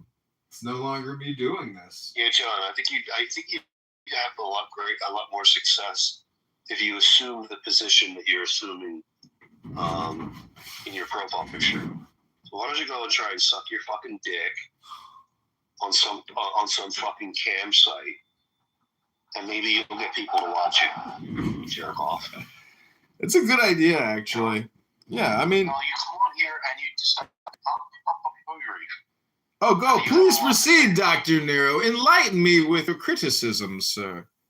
Because every good artist essentially is open to critics. Without a critic, you can't have an artist. And without an artist, you can't have a critic. And here he keeps muting me as I'm trying to distinguish between critic and artist. What kind of a man keeps hitting the mute button while another man keeps unmuting? Mute and unmute. Mute and unmute. What kind of a sick game is this of people who keep muting me? Eventually I should be kicked to the goo, I'm sure. If I keep unmuting and you keep muting me, well then Daniel can never perform his function as a critic. To John Kitover's artwork, John the artist versus Nero the critic. I am complete. I have a real question, John. Like, have you ever tried or thought of like maybe upping the stakes to maybe try to attract an audience? Like, what if you did crazier things every now and then? I don't know, burn a house down. Like, I don't know, start doing porn. I don't know, do something.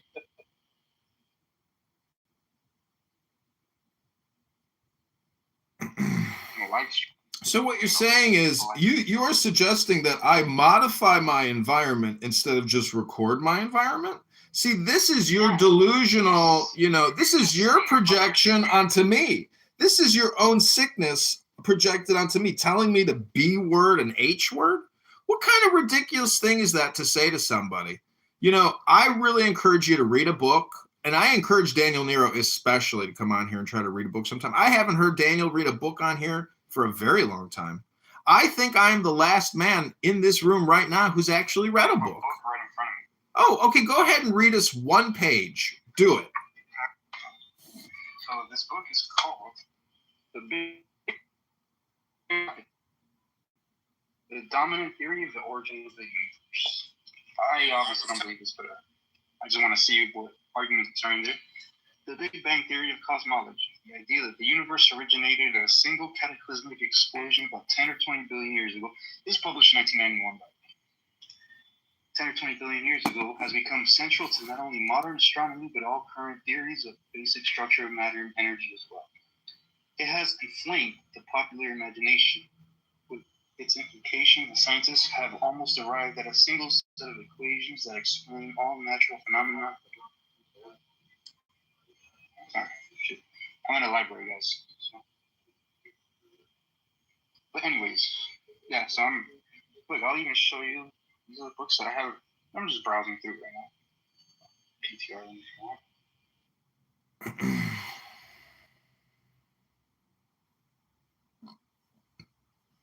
Oh, actually, they are in my PTR. So I was just showing you guys the kind of left.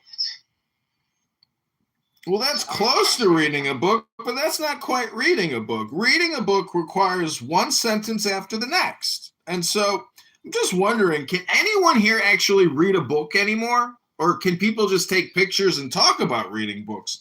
Can we maybe turn this open discussion into a book club? Wow. Hello? Wow, you're freaking yapping a lot. Again, I gave you reading material. You handed it off to the AI to do your thinking for you. I'm unimpressed.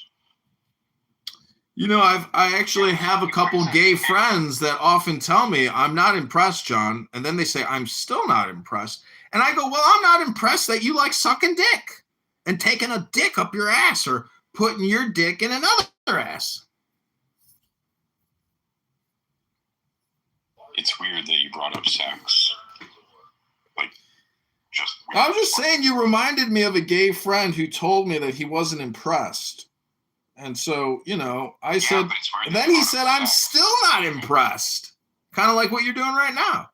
I'm just wondering, if you're an elite liberal, gay, homosexual Democrat, and I mean elite liberal, intellectual, gay, homosexual Democrat, and if you're a Black American on top of it, that seems to be the most sacred thing in reality today, is a gay, liberal, intellectual, Black, African-American Democrat.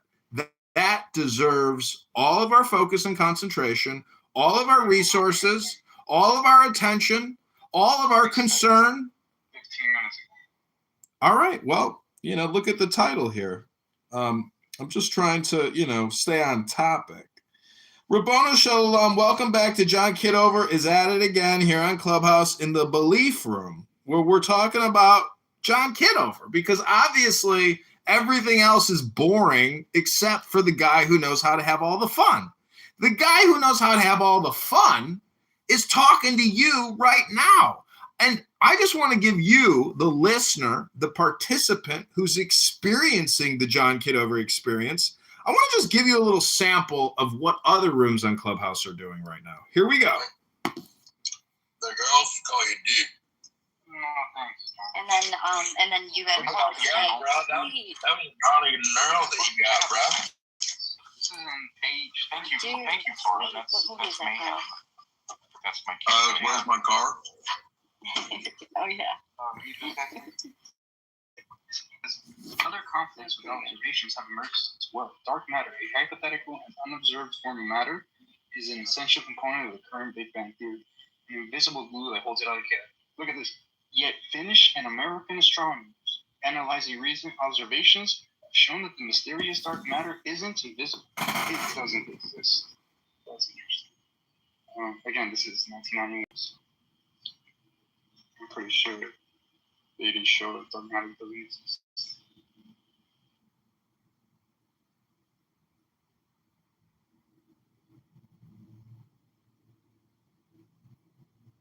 John, you done going nuts, dude? Or like what's going on over there? Well, I would like to read a book And, you know, when I read a book on Clubhouse, I like to think that I'm writing the book, you know, for the first time, and I'm actually reading for you. So all the people here who just want to talk all the time, if you'll take this moment to enjoy this experience and use your ears instead of your mouths, because so many of you are so good at using your mouths to suck.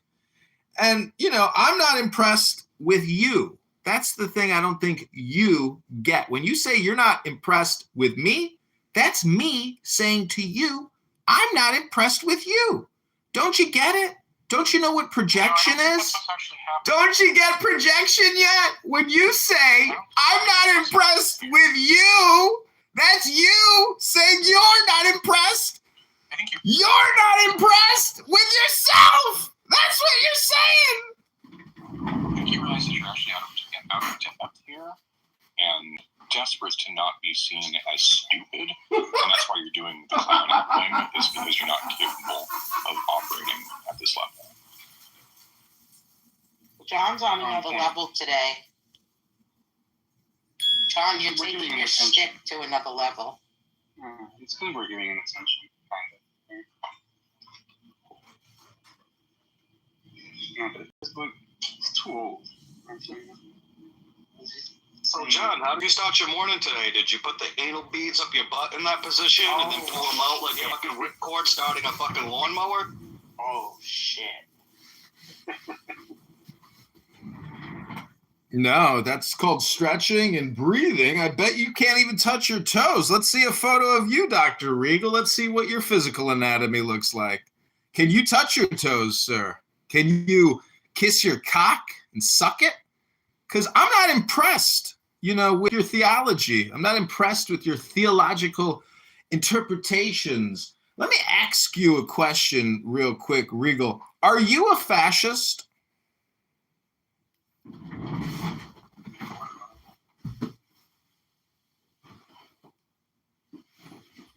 So John has that photo because yesterday Zabu and Argus were complimenting him on his yoga. Oh, no.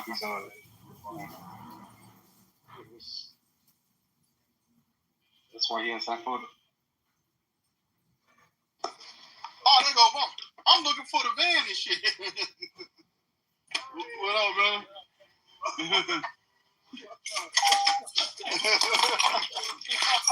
Hey, what's happening, boss, man? Bro. Then German. Hello? Hello? Hello? So, John, did you get all the butt hurt out today or what? John's on another level today.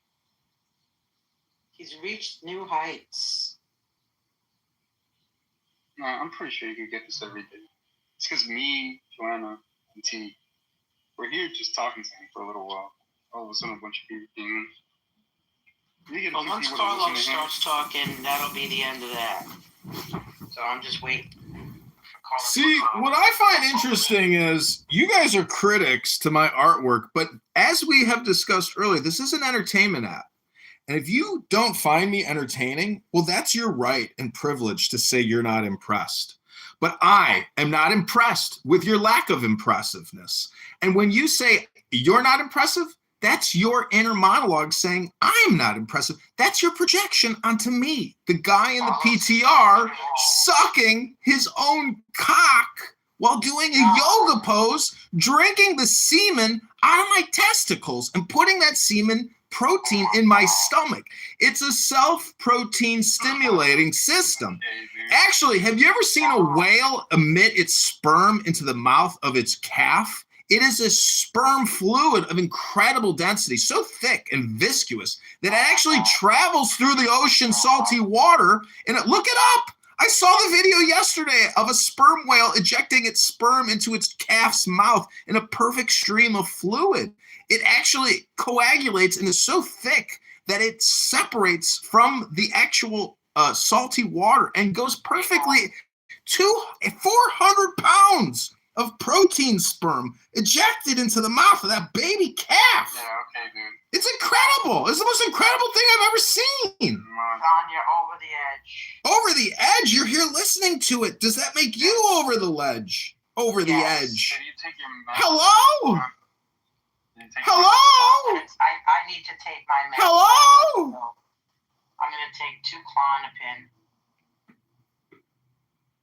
Well, I want to thank you all for coming to John Kitover, The Experience.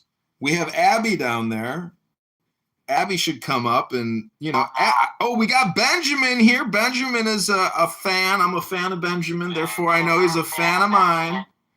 Benjamin here's got great insight into the elite, liberal, Democrat, homosexual, intellectual, the intellectual, elite, gay Democrat, the elite, intellectual, liberal, who's got the plans and the ideas for the future, like Breyer. Many of you know Breyer on this app, that elite, liberal, intellectual professor who absolutely knows how we're living in this horrifically racist society that completely disparages, diminishes, and destroys the lives of minorities, of immigrants. Hello? You're getting a really good crowd, John. I like this. Keep it going. CCM, what am I going to do when you tell me to take a breath? And Joanna says, keep it going. And Regal here, the super mod, is just letting me go and go and go. Let him go. Well, we lost. Oh, no, T is still here. T, are you impressed yet? Are you impressed? Are you ever impressed with anything I say or do? Hello? T, my friend.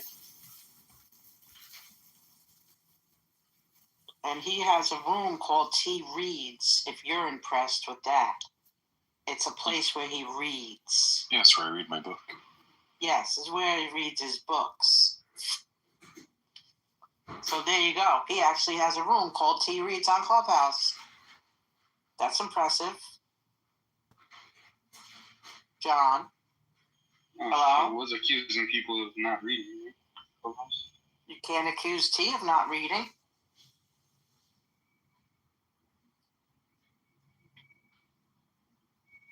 And after the reading, we get to tell how we feel, what we thought about the reading. So it's interactive. Who gives you all that? John, you done dilating your butthole with canola oil and playing with yourself, or like what's going on? John, you're ignoring me. I think he's all out of gas. Okay. Oh, no, I'm not out of gas. We're just getting started. How long can you last? That's the question. How long can you endure the John Kitover experience? How long will you sit here and listen to me talking, putting my words in your ears and your brain, and you question yourself and say, why am I listening to this guy? Why do I keep listening to this guy yelling in my ear?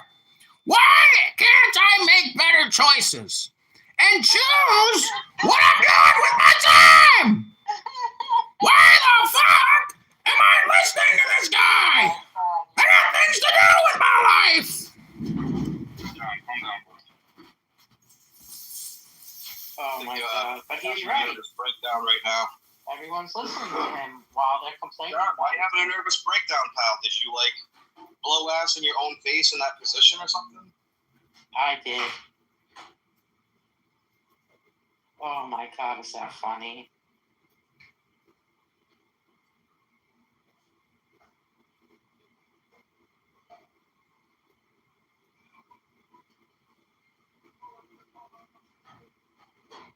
And the people shall listen despite their objections.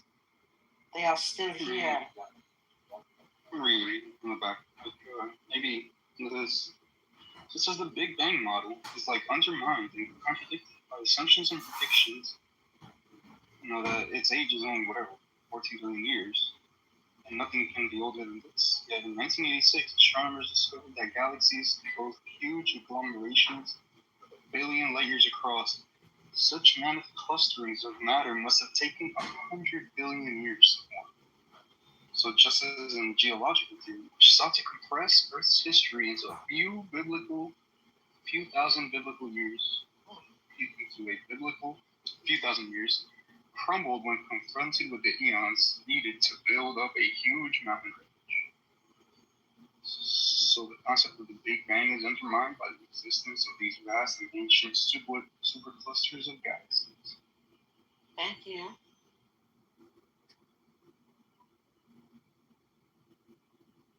John, what happened, dude? Like, now that everybody's listening to you, you're all out of it now? You're out of gas? That's what's going on. Medication. I've never heard this figure of 100 billion years. Are you giving yourself, are you blowing yourself, John? Like, what's going on over there? You busy? What happened to John? He finished. He might have passed out. He might have had to call an ambulance with all that talking, or with not much ado about nothing. I am watching Rafe Fiennes films today. Strange Days? No, what is that? Strange Games? No, Strange Days.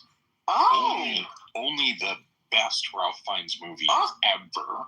Let me get my remote. Should have known to ask you.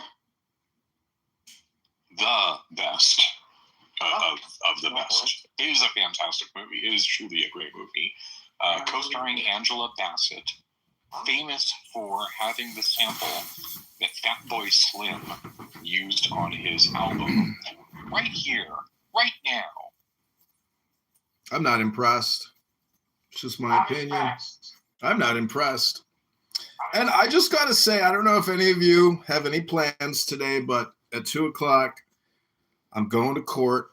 I got a trial. And if you want to listen into the proceedings, well, you could tune into my YouTube Live by typing in John Kitover. Or you could just listen here on Clubhouse to the trial. It's worth a couple $100,000. It's probably worth $1 million. It's a big lawsuit. It's a big lawsuit. We hope to win it.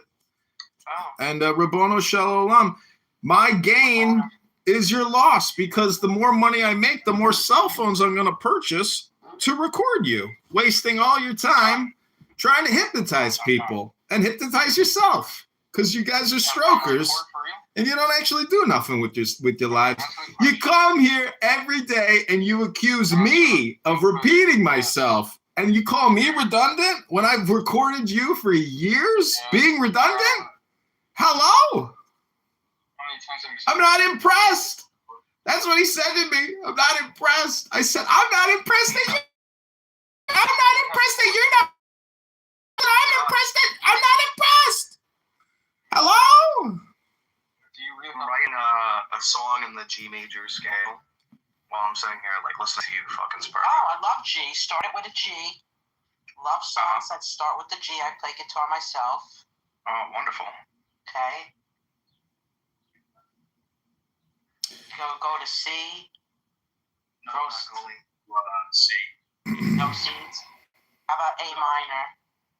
Well, yeah, that's all in there, but G is the first, A minor is the second, B minor is the third, C is the fourth, D is the fifth, and E minor is the sixth. So writing progression on the basis of I don't know, maybe E minor, C, G, B. And then I guess the A minor. I guess the second note. No, I'm doing E minor, C, G, B, and then it kind of goes into a tension type of thing in A minor. But I'm not sure what I want to write next. Then the pre-chorus is A minor, C, D, D. Chorus is G, D, E minor, C. So I don't know. I'm doing something along the lines of that. You're feeling it out. Yeah. That's beautiful. Hello, John. Did you do anything tonight? John, do you think writing a song on an instrument is a good thing to do for time? I think anytime you're creative, you're productive. And that's why I'm the ultimate creator and productive person, because I record all of you and I make you into my creative output. And I think that's why many people don't like John Kitover, because you might call me a parasite or someone that uses other people for my own benefit. And I would tell you that that is the essence of all intelligence. And that's business 101. And many of you here are still stroking yourselves. Joanna, at least here as a published author, And that's why Joanna and I are partners, and we're teaming up to make more money, unlike you strokers who want to sit here with Megatron all day long and talk to some guy from fucking Saudi Arabia that can barely speak English, tell you all about Muhammad and why he's logically correct and why you're not. It's so stupid. How long will you do that fucking show? I'd rather watch The Price is Right. I'd rather watch The Price is Right every day of the week than listen to your stupid fucking show. Let's make a deal. I'm turning the TV on and I'm watching Let's Make a Deal because it's better than you and I'm not impressed. I am complete. All right, go watch your phones, John. John, I got an idea for you. That ceiling fan in the background. Why don't you plug your asshole and attach it to that fan and just set it on the highest speed. Have it just spinning around your asshole, and then maybe you'll get some fucking views. Maybe you'll make a penny. What do you interrupt everyone while we're speaking? Why don't you wait your fucking turn?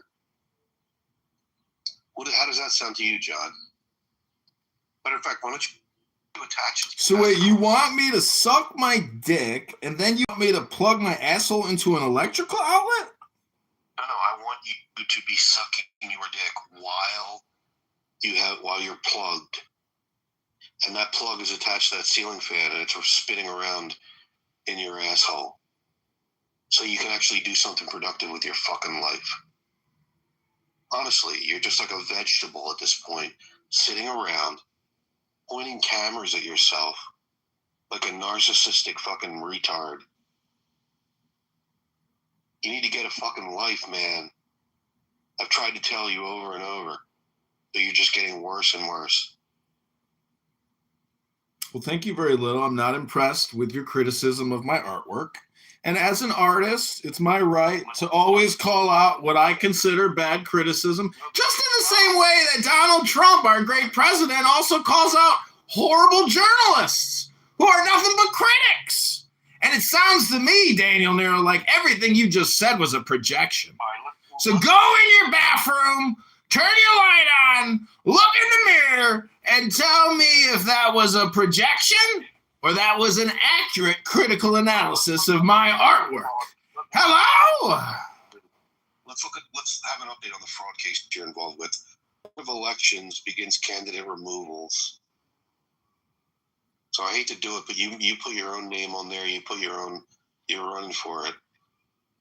So let's do a little reading. Kitover was found. John Kitover, Republican Congressman Darren LaHood will not have a primary challenge as Republican John Kitover was removed from the ballot. Kitover was found to have only 266 valid signatures. It was alleged the candidate committed widespread fraud, and the board even voted to forward the petitions to the Attorney General and State's Attorney. Now you're worried about the way other people are misusing their time? You fucking criminal. You should be worried about. Well, we've discussed this over and over again at length. That's apparently the only issue you have against me legally, and it's not actually going anywhere. I'm sorry, but Kwame Raoul, the Attorney General here in Chicago's got better things to do than waste his time on your accusations and the accusations of some bullshit reporter with a huge herpes sore on his lip, big fat pig of a journalist. Fake news. You're just repeating fake news. It's all fake news. Okay, Daniel. Oh, somebody's having a bad day and wasting all your time attacking John Kitover here. Incredible. What a wasted time to sit here and repeat the same shit to John Kitover. Yuck, yuck, yuck. Uh-oh. We're back on the mute button and the unmute button. Here we go. The Regal Show. Oh, the Regal Show's taking a turn for the worst. He keeps muting everybody, and I keep unmuting. How long am I going to stay on the stage? How long am I going to stay up on this stage and listen to this bullshit? How long is he going to keep muting and unmuting me? What a waste of fucking time. Okay, everybody, click the link and read the fake news that Daniel Nero posted. Daniel's having an emotional problem here. It's not a me problem. It's a Daniel Nero problem. Some people like, some people dislike, but they removed the dislike button. Now there's only the like button. And if you don't like what you're listening to, well, hit the leave button. And if you're a moderator and you don't like what you're listening to, well, then just kick the person to the door and kick them from the room. It's that simple. It's not a me problem. It's a you problem. Welcome back to the John Kitover Experience. This is mayoral candidate John Kitover running to liberate the citizens of Chicago from elite liberal gay black Democrats, one vote at a time. We're going to secure the safety and security and strength of our city and never let intellectual, elite, liberal, gay black Democrats rule over us ever again. Never, ever again. Never again. Thank you so much for coming to the John Kitover Experience. I want to read to you a little poem I wrote.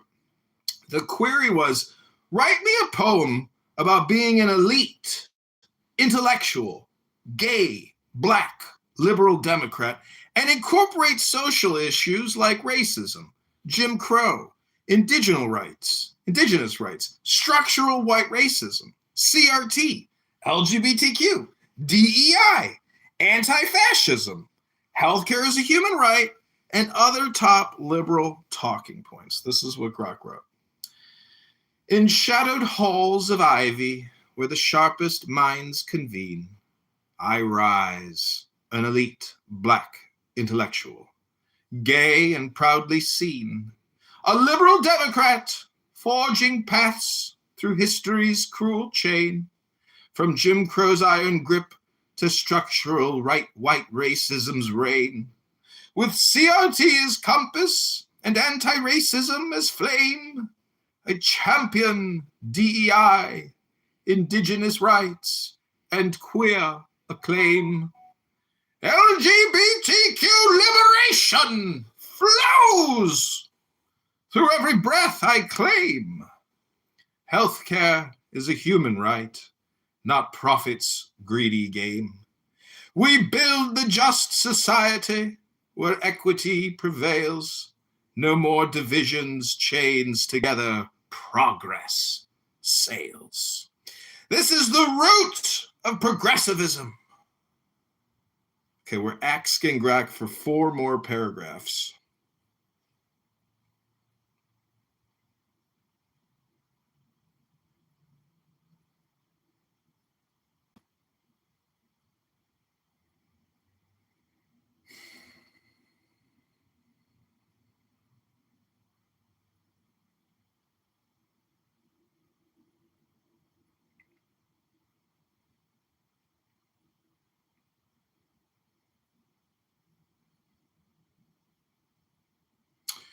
Okay, welcome back to the John Kitover Experience. We've been attacked by multiple people here on this stage today who are not entertained with John Kitover's entertainment.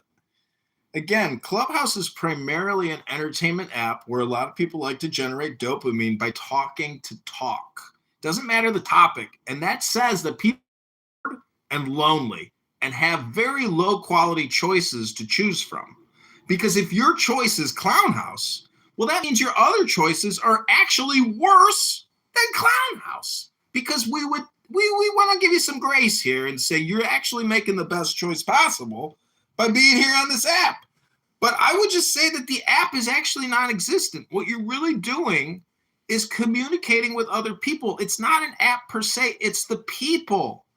The app is just the conference call. It's the same thing as if we were all just to pick up our fucking phone at our desk and be on a random party line. That's about it. Because the automation of the brain is gonna accept whatever fucking comes at it. So this app is all filibuster. It's all hypnosis projection all the time.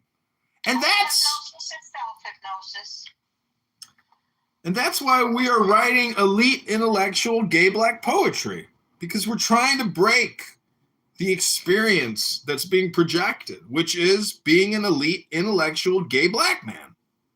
Because that is obviously what we're all working towards to protect in society. And as Isaiah or Goat in Politically Correct likes to say, so you don't stand with gay black men? Ooh.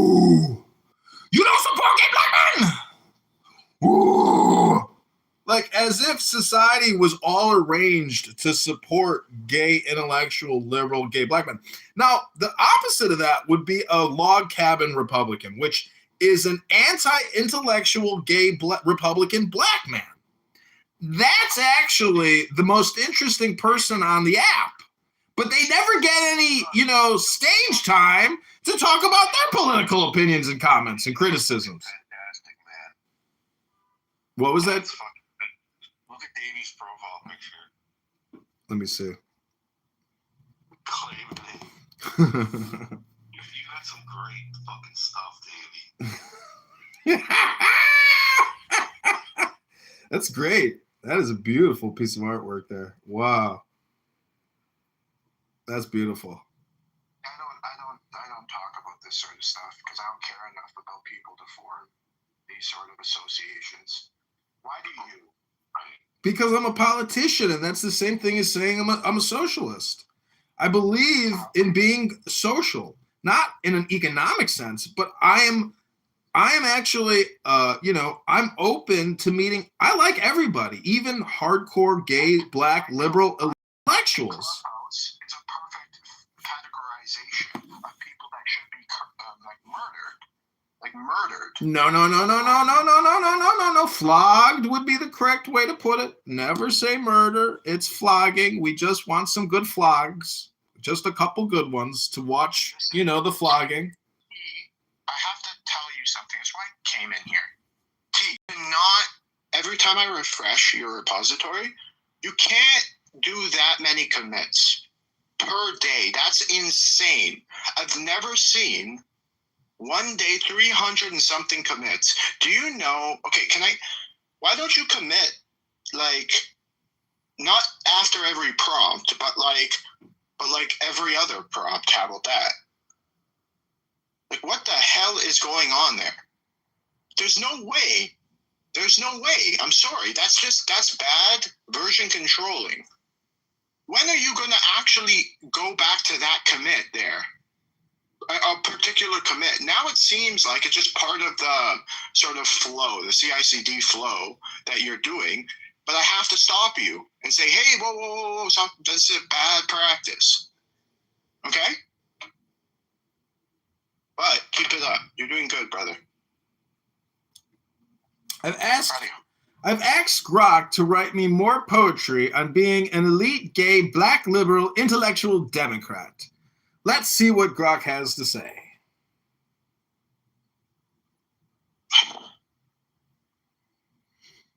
Hello? No shit.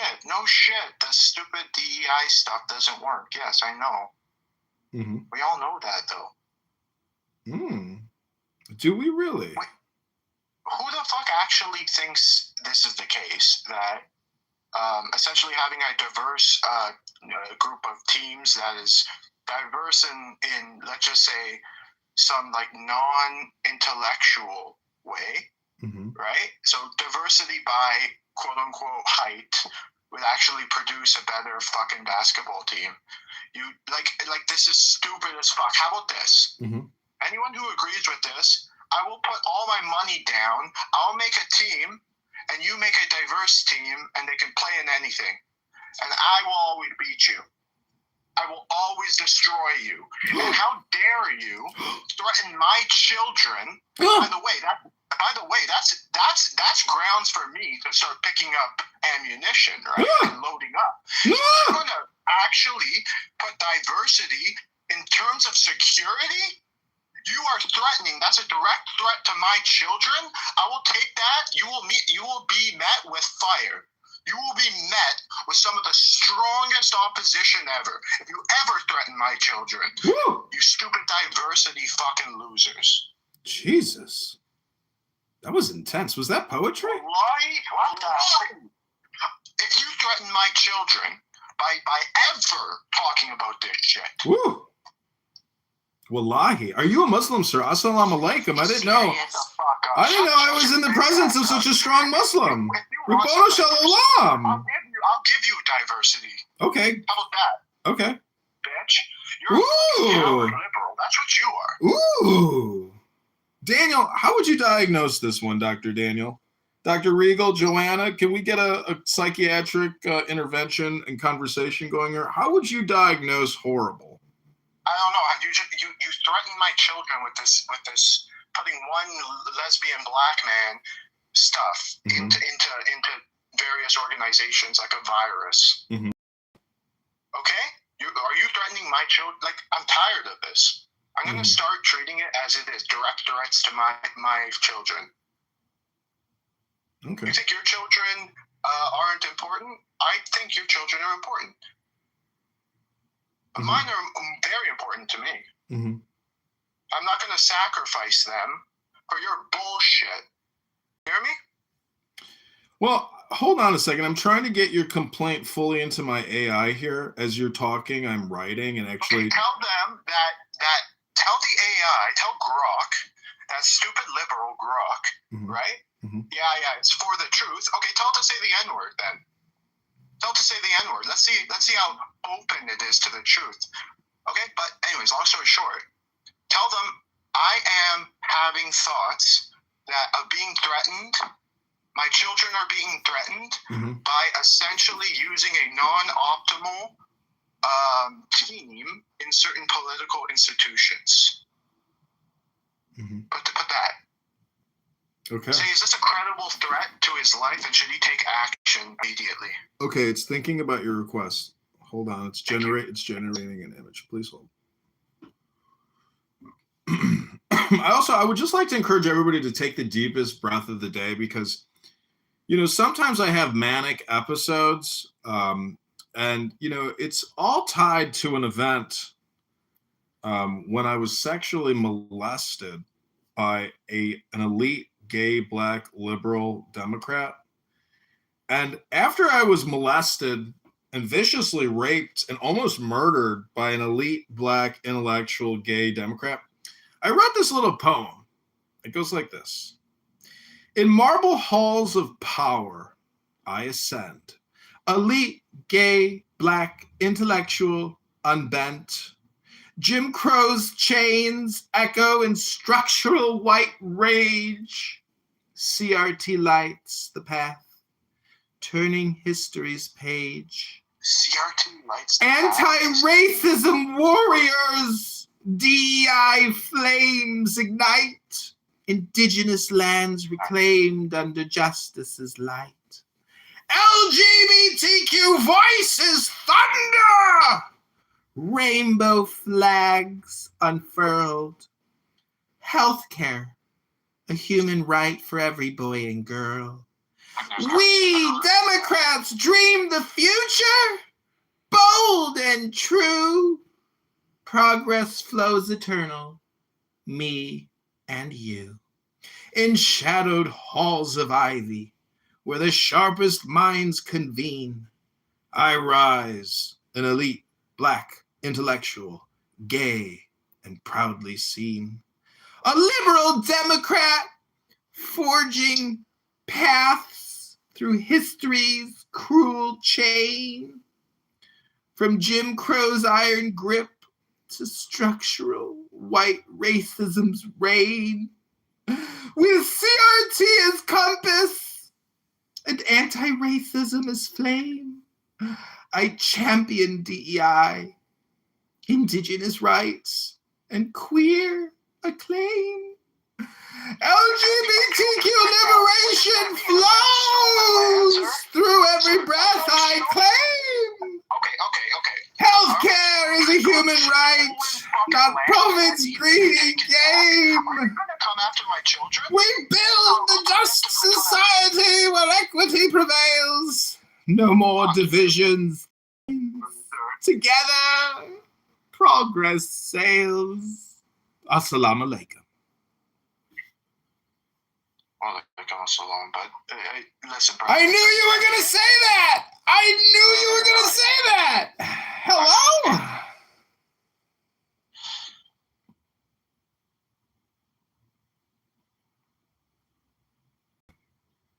If I'm on stolen land, that should be given back at the cost of their lives. You are threatening my children, sir.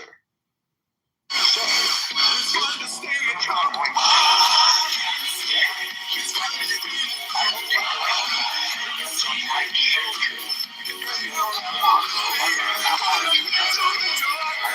It's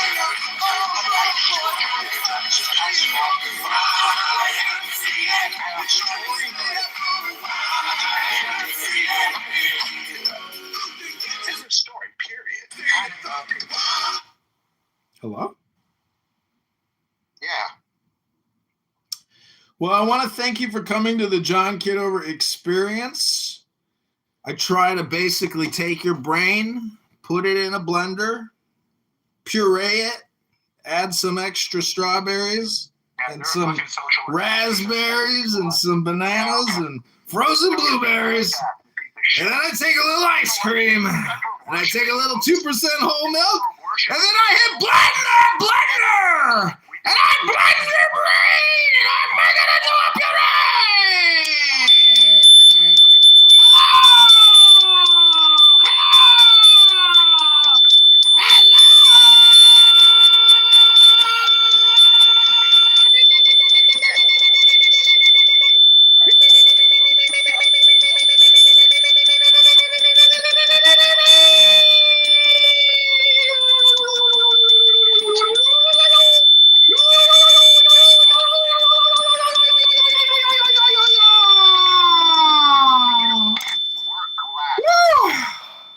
That was a real good meditation, everybody. Wow. That was fun. That was fun. Well, fuck yourself, loser. Oh, wow. That's not a very nice projection. Yeah, that wasn't nice. Yeah, but what he was saying was he threatened my children. He threatened to kill my children. Wow! I'm not going to stand off. What are you talking about? What a crazy movie this is. What kind of movie are you watching over there? It's not nice either. What kind of movie are you watching over there? That's crazy talk. Fascinating. Hey, thanks, brother. Yeah. Hello? Hello? Alistair, you should apologize. Apologize? I'm just putting on an entertainment show over here. I apologize to you, T, and Alistair, and everyone else.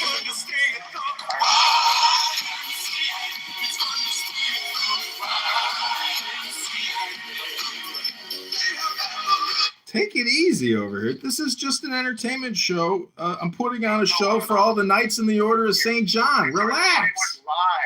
Relax.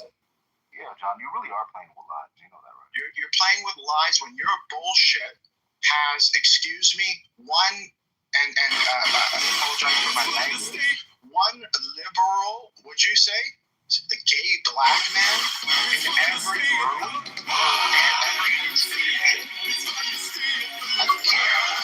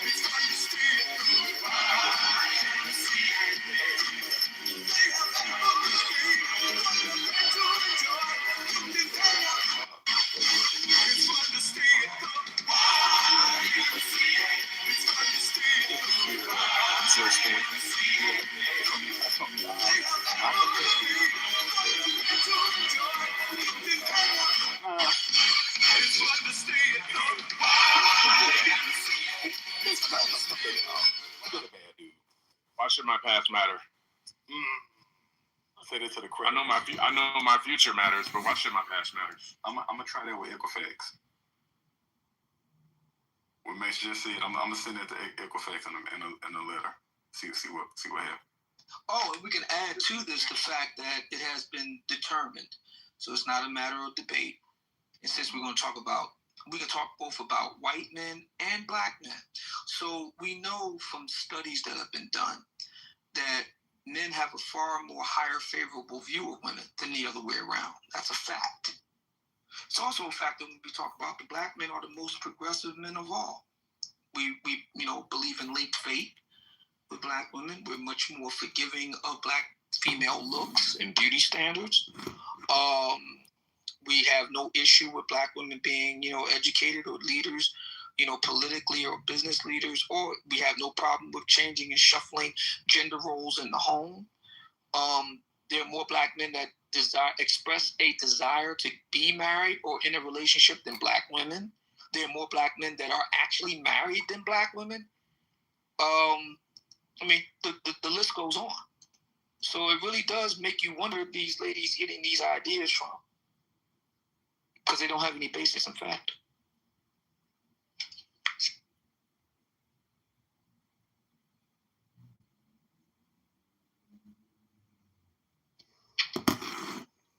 Reaction formation. That's what I said in the beginning of the room. It's reaction formation. It's a defense mechanism, man. What are they defending themselves from? Well, I think you just said part of it early on in the room. Like it's this thing that the desire to control men. Man, a lot of these women, man, I'm not saying all of them, I'm not saying, I don't know the percentage, right? But a lot of these, the desire to control, man, listen, man, this is the reality of it. And this is something, and I charge brothers in these conversations with this, right? Is we talk around it, but we don't talk about what it really is, right? Because, like, for instance, like in a lot of these conversations, when they talk about the single female head, right? It's always talked about the effect that has on male children. Some of the effects on boys coming up in these households, but it's never discussed what effect that has on little girls, man, coming out of those same fucking households. You know what I'm saying? A lot of those women, and I'm not saying this is 100%, but are socialized, right, to control and devalue men. And so you have to, then you have to think how that plays out in an adult woman's life. Yeah, a lot of these sisters, man, are looking for men they can control. And that the very thing they say they don't want is the very same thing that they not only but that they look for. And so when a man doesn't fall, check this out. And I'll tell you, like this segment, you can see it on Clubhouse, right? You have many conversations with women try to define what manhood is and what men should be doing. How the fuck you know, sister, what a man should be doing? Hell, you didn't even know your fucking daddy. Your fucking father didn't raise you. How the fuck do you even have an idea of that? Yeah, you came out of a single female-headed household. You don't know up from down, right from left when it comes from that. But then men sit up here and listen to those sisters talk that kind of shit. You get what I'm saying? Hell, man, at that point, she's your mama. And there it is, right there. And you got a lot of sisters out there, man, lined up around the corner to be somebody's mama. So when they come up among, when they come in contact with men who don't play that game, right? There's resentment, and there's, well, they are the man. That ain't what manhood is. What manhood is defined by men who follow women, take cues from women. That's what it is. It's that kind of shit. It's the resentment. Because, many times, because brothers are not doing or falling into whatever box sisters say that think that some, brothers should follow, but the brother's not following her.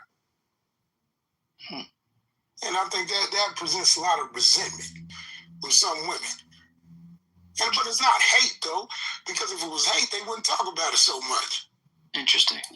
Well, okay, so this is what cracks me up, Big E. I can kind of go along with your hypothesis. What cracks me up is, and I've heard a number of black women on Clubhouse say this, they had wonderful relationships with their father. Their father, yeah, that is a lie, man. Upstanding men, etc. Lie, okay. Man. But then that doesn't seem to transfer over into their interpersonal relationship lives. They're either divorced, bitterly so, or they never got married, baby daddies, they have affairs with other women's husbands and sponging with them. I mean, it's something not right, something not adding up with that. Because my thinking is, if you have such a wonderful relationship with your dad, why didn't it ever transfer over? Because, and I'm not saying all women, I'm not putting all women into that box, but a lot of these women are liars, man. And I've said it time and time again, man. Brothers believe too much of what a lot of these women say. A lot of these sisters are lying, man. They fucking liars, man. And then when they talk about their fathers, you know what I'm saying, you have to really kind of be able to quantify that, because a lot of, you have a lot of weak men out there. They're fathers to little girls too. So let me specify something. Strong male leadership in the household. A lot of them come out of situations like that. All that old happy wife, the dude was there to behest, the battle axe ass mama. Listen, there's a lot of that kind of shit that goes on. We know what goes on, what type of shit is normalized in the black community. And that doesn't mean that everyone comes out of that kind of household. But man, a lot of these men, you know what I'm saying, in these houses, even if it's two parents, man, a lot of these brothers are emasculated. Sitting up there under some old crazy ass woman talking shit, you know what I'm saying? And shit, come on, man. A lot of these sisters the sisters that did have the father involved in the household, but hell, the father was insignificant in the home. Hell, the mother was running the goddamn show. I hope you hear that. I mean, that's just how a lot of that shit was, man, with some of these folks, man. What'd you say? I was saying, I hope Diego hear that, because that's the babyfication of boys from their mom, regardless if the dad there. Nativisation. But man, build a beta. This morning, I get my son ready. My daughter 14. He's 7. Of course he got autism, but your boy 7? Yeah, my son's 7. So the boy, I got 2 boys. I'm sitting there I got a folding. son that's 5, 3 years old. That's dope. I'm sitting there doing laundry while he getting ready, and I need 5 hangers. Hey, Albert, go get 5 hangers out your closet. Bring it back.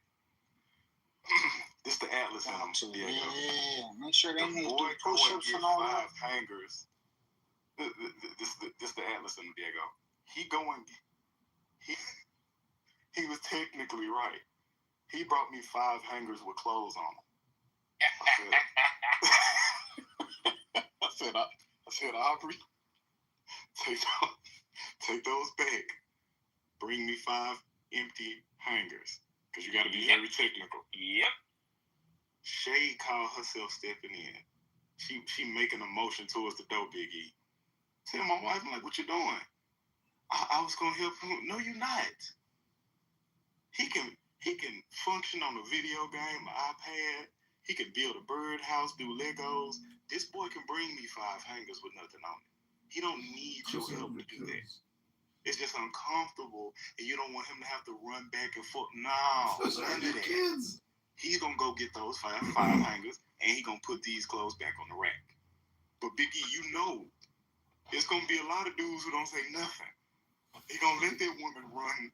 Marble House of Power, I send elite. Big E, can you say it one more time, man? Because it seems to silence the room better when you say it, man. What part? Nigga, that last part, the people have no idea that these women have no idea that they're raising men that are going to be chumps in real life, inequipped to be men. Yeah, because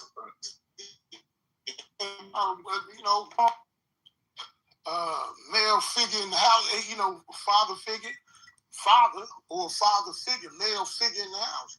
Yeah, man, 9 times out of 10, man, women gonna emasculate the son. I mean, and it's not, and it doesn't even have to be a conscious thing. Man, check this out. I have one best friend that recently, his son, unfortunately, is doing time. Right?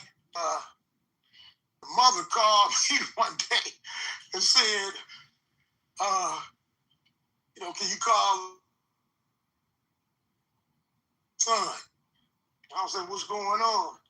She said, he's sick. I've been calling the warden, and the boy's in.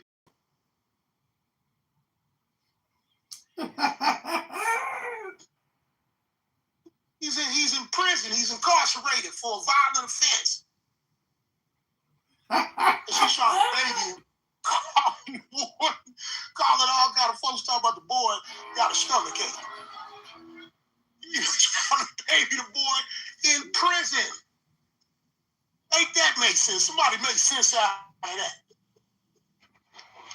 Yeah, actually, one of my closest homegirls, she's raising 2 sons, and she's she's married to another woman, and I listen all the time to like the dailies and shit like that, and I just have to. I honest to God, I catch myself. We probably talk 3-4 times a week. I catch myself checking her like once, twice a week. Like, don't do that because she's raising 2 boys. And I'm like, yo, don't do that. What are you doing? Nah, man, we need a man in that house. I could be saying that shit because she gets mad at me. But she gets mad at me because, like, she like making her feel bad. But I talk to her often like, yo, you have to realize what the end result of this is. Like, you can't, like, what kills me is when I see parents that talk about, oh, it's so hard to raise a kid. I never have time to myself. I never da. But then it's like, hey, you ever teach him how to make breakfast? Hey, you ever teach him how to make some food by himself? Teach him how to clean his room, just basic shit like an adult. 9-year-olds will do that if you actually teach them. But shit, I have my son doing it at 5 and 6. The point I'm making is, I don't think people look at the long. I can't speak for women. I don't have a kid. I don't have a woman. I have a boy. So that's all I got. But for boys that are coming to men, too many times I see women that just like they're really trying. Don't get me wrong. They're trying. They don't intend to have this negative result. But sometimes it's like, yo, mama, how can you tell me that works? You don't even get time to your fucking self. Like, you know what I'm saying? Like, just I don't get it. Parenting is a whole nother shit. Adult time is real. Like, put your kids to sleep. Stop letting in this little clubhouse, especially the clubhouse. Stop letting these fucking kids walk around in the background at 1:30 in the fucking morning. Like, yo, put your kids to sleep. Go get some dick. You know what I'm saying? Have some adult time, folks.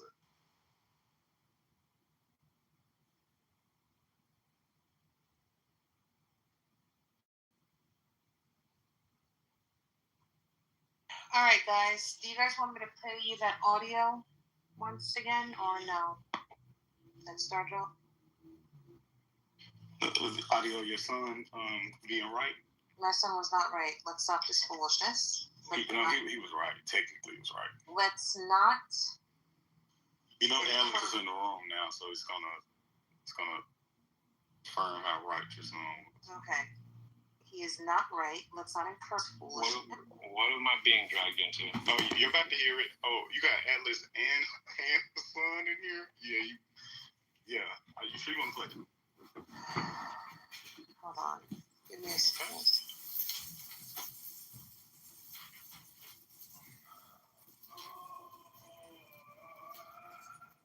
Oh, shit. Second. Happy Mother's Day to everyone, by the way. Happy Mother's Day, all the ladies in the world. Why are you not posting me again? What'd I do? Oh my God. Any woman who's not a mother, I hope it happens to you pretty soon. Hold on. Yeah, happy Mother's Day to me. No. I'm next. Jarvis, I'm next. You need to take that back. So many of them do. No. You know this. We're below replacement. They don't have a good. No. We're below replacement. We need them. No, I don't care. No. No. Let them die off. I really don't care. Mom just sent you something. No. It's not all right, give me 1 second, guys. 1 second. I am. Do you need me to do it? Like what? You're gonna play it? I got it. She needs a man. What? Oh, I know. Okay, right. hello. What's music, mother? Alright, this is how right her son was. I'm sorry. Raquel is old, so she just plays music in the house loudly for no reason. So I'll be able to give you the cliff notes of what happened. I feel like I should be celebrated because evidently without me, how was she a mother? I can't afford this. Without us and the siblings, kids, she is not a mother. He's technically right. I'm trying to see what the. She has a problem with this for what reason? Yeah, I don't know why she has a problem with this. Because you guys like without them, she would just be a wife. You guys are encouraging foolishness. That's why. You would be a wife if it wasn't for him. They said they couldn't hear it, Jarvis. Please sum up what the foolishness my son said. Her very intelligent son. Intelligent, tall. Very intelligent. And tall. Yeah, don't forget. And tall. He said that he feels like he should be celebrated because without him and his sister, then Raquel wouldn't be a mother. And he's correct. Like what? Why is this so hard? So I gave Raquel a bone. I said, listen, on his birthday, you can technically say that you should be celebrated for giving birth to him. But he's not wrong. Yeah, she wouldn't be a mother without them.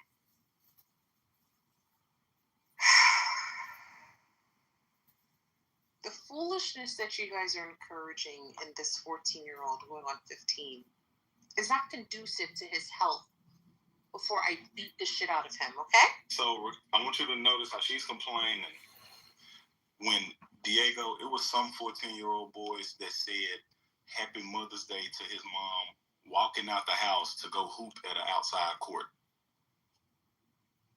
That was her Mother's Day. Wait, who did that?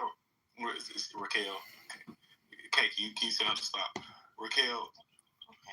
Raquel don't understand that some children out there, some mothers didn't get a home cooked breakfast from her children with balloons all on the wall, music playing, handwritten notes that was legible. They didn't get all that. What they got was, hey mom, I'm finna go. Happy Mother's Day. Girl got in the car with her friends and went and twerked on headlights at stoplights. That's actually what happened. So she's sitting here complaining about having a heartfelt conversation with her children in her house that her husband pays for. While this women out here, what's today, the 11th? The light bill was due 4 days ago. She was staring past due, red lettered, past due MLG and No. WB. It's light pink first. Light pink first. It's light pink first. Yeah. Yeah, I'm paperless. I don't even get bills. So she's looking at a pink past due G&W bill on Mother's Day, and the kids left, so she at home alone. She's another murder mystery on Netflix, and Raquel is in here complaining. I want to know if was the music intentional? Because Whitney Houston is great, but that was kind of interesting. I think so. Raquel posted a photo of her mom. That one was beautiful. That one was beautiful. She really was. I couldn't believe it.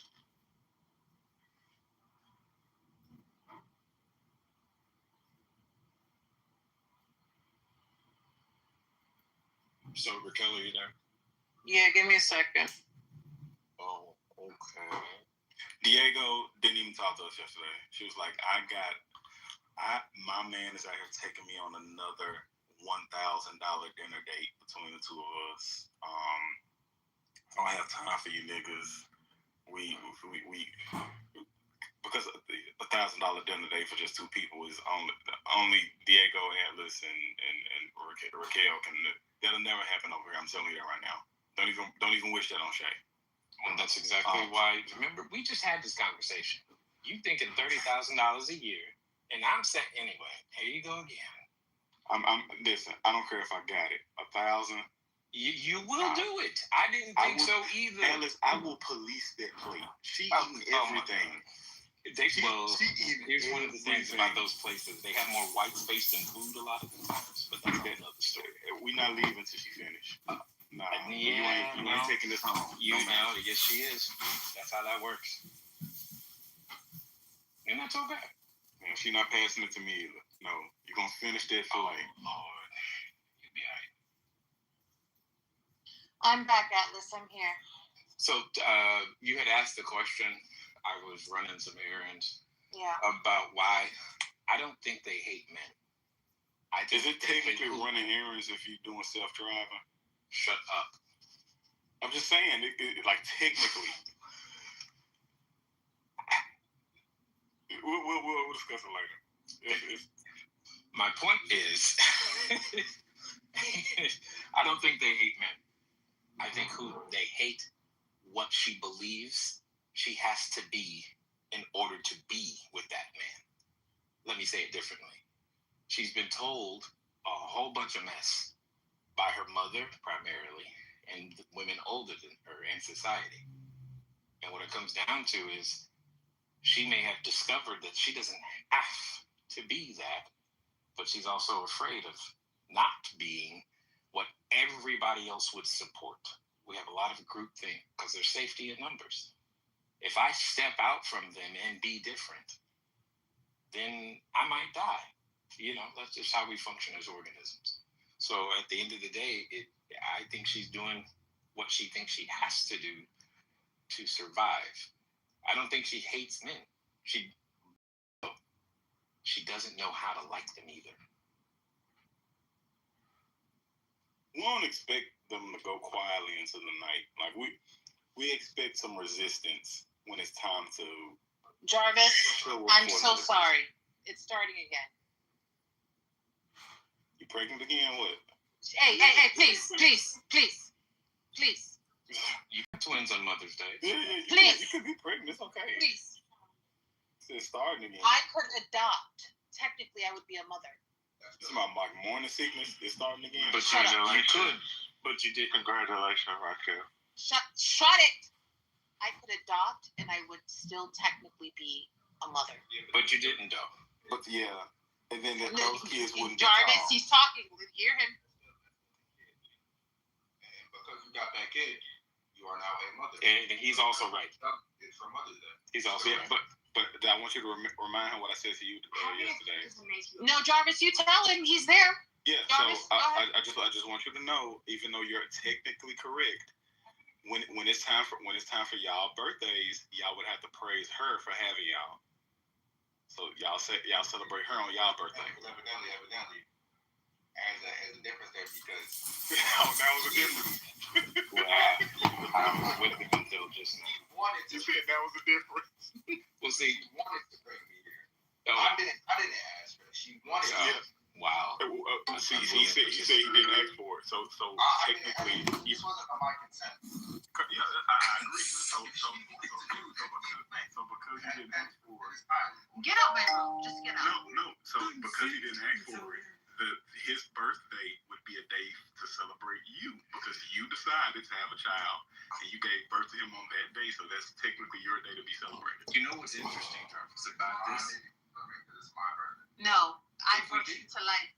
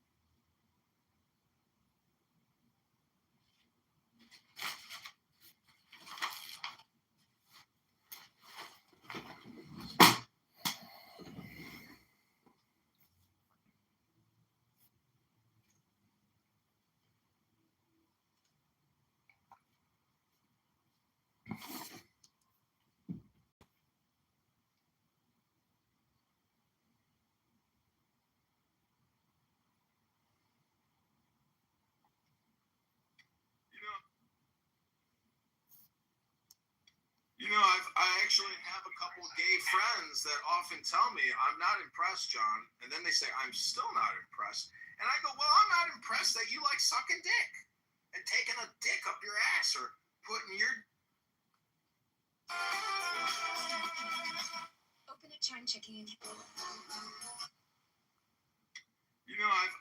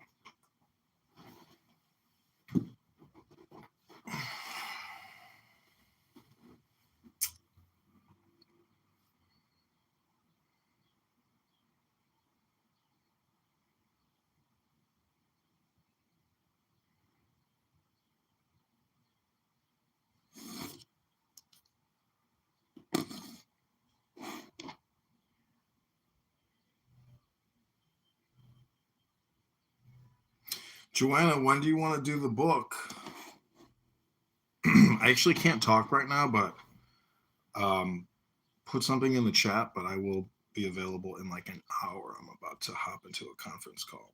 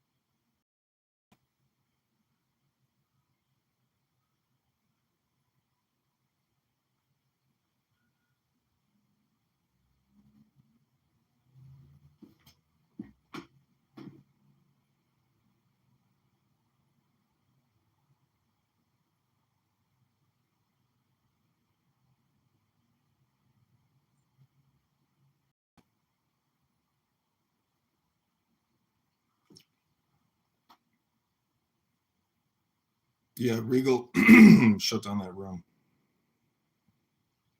I know Joanna already left, but maybe somebody will come back and listen to the replay one day. They'll see the games that people play on this app with their little green bean. Green bean games. Kitty, you're a victim to green bean games. I know, isn't it a great PTR? I didn't create it. I screenshotted it from somebody else.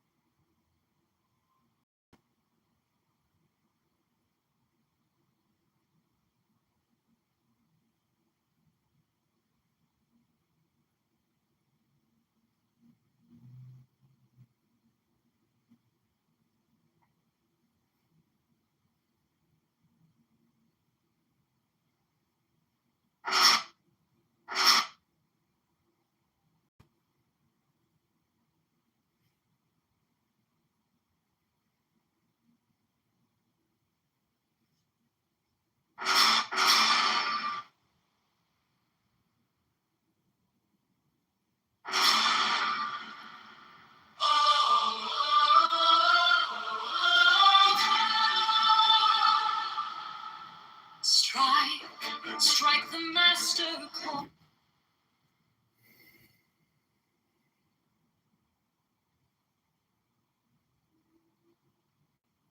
We can't take it anymore. I mean, we gotta catch the rich.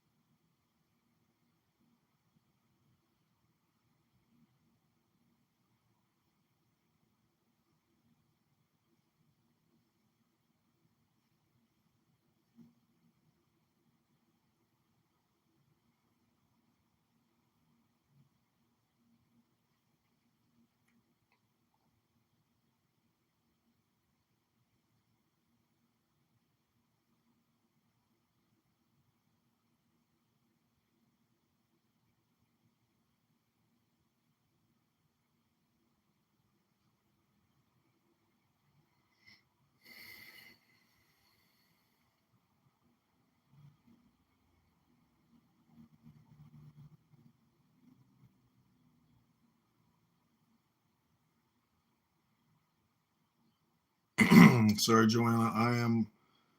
Can't hop in the conversation yet, but feel free to listen in. If you need some elevator music.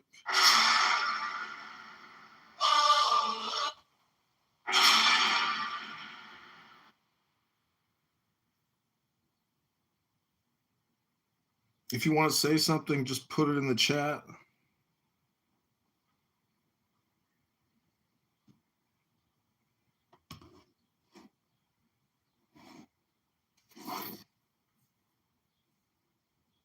Let's try to listen to a lecture by Maharishi. And this is my hair now. I'm so happy I caught this flash sale in stock. part of the nervous system to respond to different values of perception and action. This ability is there in the nervous system, that it can respond quickly to changing conditions. If something starts to happen in this way, immediately get up and run. Great adaptability on the part of the nervous system. This very great adaptability on the part of the nervous system is at the root of shifting quickly from waking state of consciousness to transcendental consciousness. From the localized value of perception to the unbounded, infinite value of perception. This change, this ability of the nervous system to change itself, to adapt itself quickly to the changed conditions. Now we are in the waking state. It's crazy how Immediately, and unbounded awareness, pure being, unbounded pure consciousness. The system has adopted itself to that style of functioning so that it may produce that value of the omnipresent being. The omnipresent being starts to reflect from the nervous system in its full value. And this is due to the adaptability of the nervous system to change conditions. This great adaptability of the nervous system exposed quickly to varying situations on the level of perception. We are perceiving localized thing. Fine state, fine state, fine state. Finest state, immediately one bursts into that unboundedness, transcendental awareness. Coming out, immediately the mind gets to localized conditions. The entire chemistry changes, the whole structure changes, the style of functioning changes as mind shifts from transcendental consciousness to waking consciousness, quite in the similar way and quite in the natural way as the whole thing changes when the awareness changes from waking state to dreaming state or to sleep state. Immediately. Now, exposing the nervous system to quick variations in this field, waking state, transcendental state. Now here we are talking in terms of consciousness. We can quite comfortably talk in terms of the physiological conditions. A physiological condition, we expose the nervous system to a particular pattern of metabolic rate, so that waking state of consciousness comes. We expose the nervous system to another style of metabolic rate, and we get to transcendental consciousness. Shifting this style of metabolic rate, shifting this value of chemistry in the body.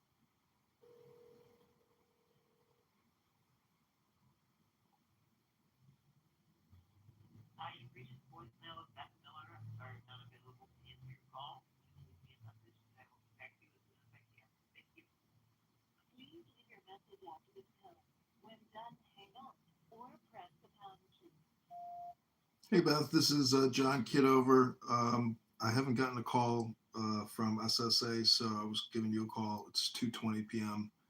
It says that the hearing was scheduled for 2 p.m.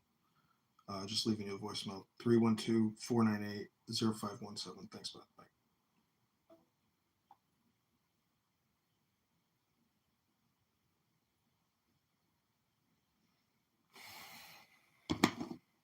Shifting this style of functioning of the nerves and veins and the entire mechanism so that the two states of consciousness come quickly, one after the other, transcending, coming to waking, transcending, coming to waking, transcending, coming to waking. This exposure to quick variations in this way develops the ability of the nervous system to maintain both these states of consciousness. And this is what is at the basis of this training of the nervous system? That ability to adopt varying conditions. Adaptability of the nervous system to varying conditions is at the basis of this process which cultures the nervous system to maintain both these states of consciousness simultaneously. When the culture starts, only one state of consciousness, either transcendental or waking or dreaming or sleeping, only one state of consciousness. But exposing the nervous system to varying conditions for this state of consciousness, fourth and third and fourth and third, waking and transcendental, waking and transcendental, quickly varying the style of functioning, quickly changing from one level of lactate to the other level of lactate and back to the previous and back to the former, the later. Lactate conditions, blood pressure, all these oxygen consumption. Hi, this is John. Hey, John, it's Beth. Are you still waiting for the judge? Yes. Yeah, so am I. I haven't heard from him yet, so they'll give us a call as soon as they're ready. He runs late a lot. Okay. I sent you my latest docs from the VA and my prescription for aripiprazole. Okay, you can tell the judge about that. Okay, sounds good. Okay. Okay, thanks, bye. And quick, more, quick, less, quick variations.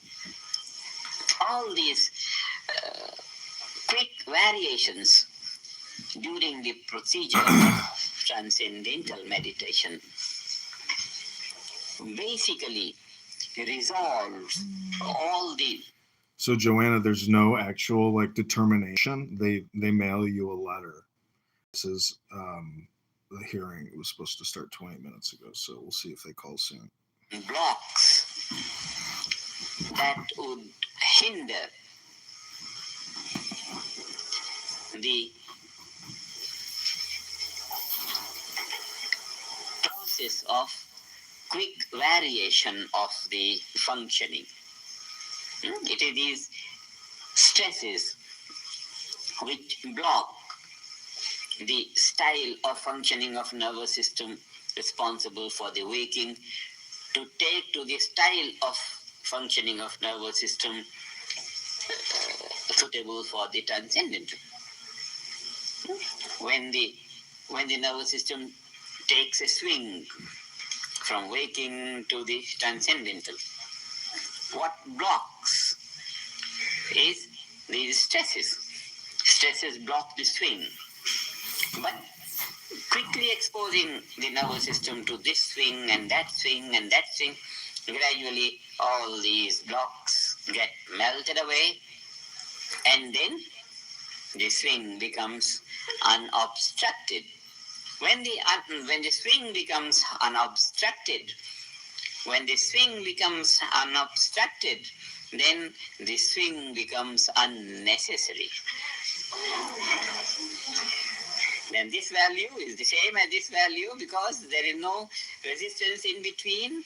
So the last core of the swing on this side and the last core on the swing of this side gain the same value. Even though this side remains this side and this side remains this side, there is nothing which obstructs this side being this side or this side being this side.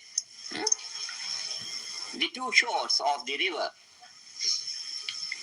come so close together that even though they maintain their own individual side, yet they can be comprehended both together.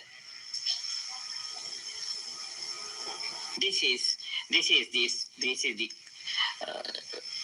culture of nervous system, so that the most normal functioning condition can always remain, even when the things may change.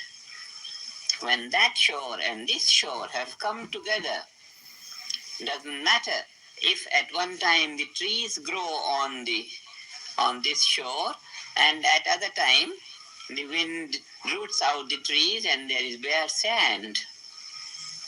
Third time, maybe the herd of cows, all, no sand, no trees. The third situation is there. Waking state, dreaming state, sleep state, keep on coming, changing. This shoreline keeps changing the color. This shoreline stays unchanged. Pure being, pure awareness in the company of ever-changing states of different states. And this is what brings about CC. It's just the change. The basic thing is the adaptability of nervous system for changed conditions of functioning. Adaptability of the nervous system for changed condition of functioning. And that is all. It's a natural phenomenon.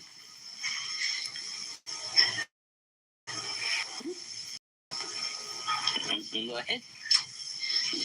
Well, still in this problem. This will be the basic understanding on which all the questions regarding the variation of awareness will be solved. Now let's take them one by one. I still don't understand this element of witness, because even though we have awareness, and we say awareness of everything, being is flat by nature, and therefore it cannot be aware of anything.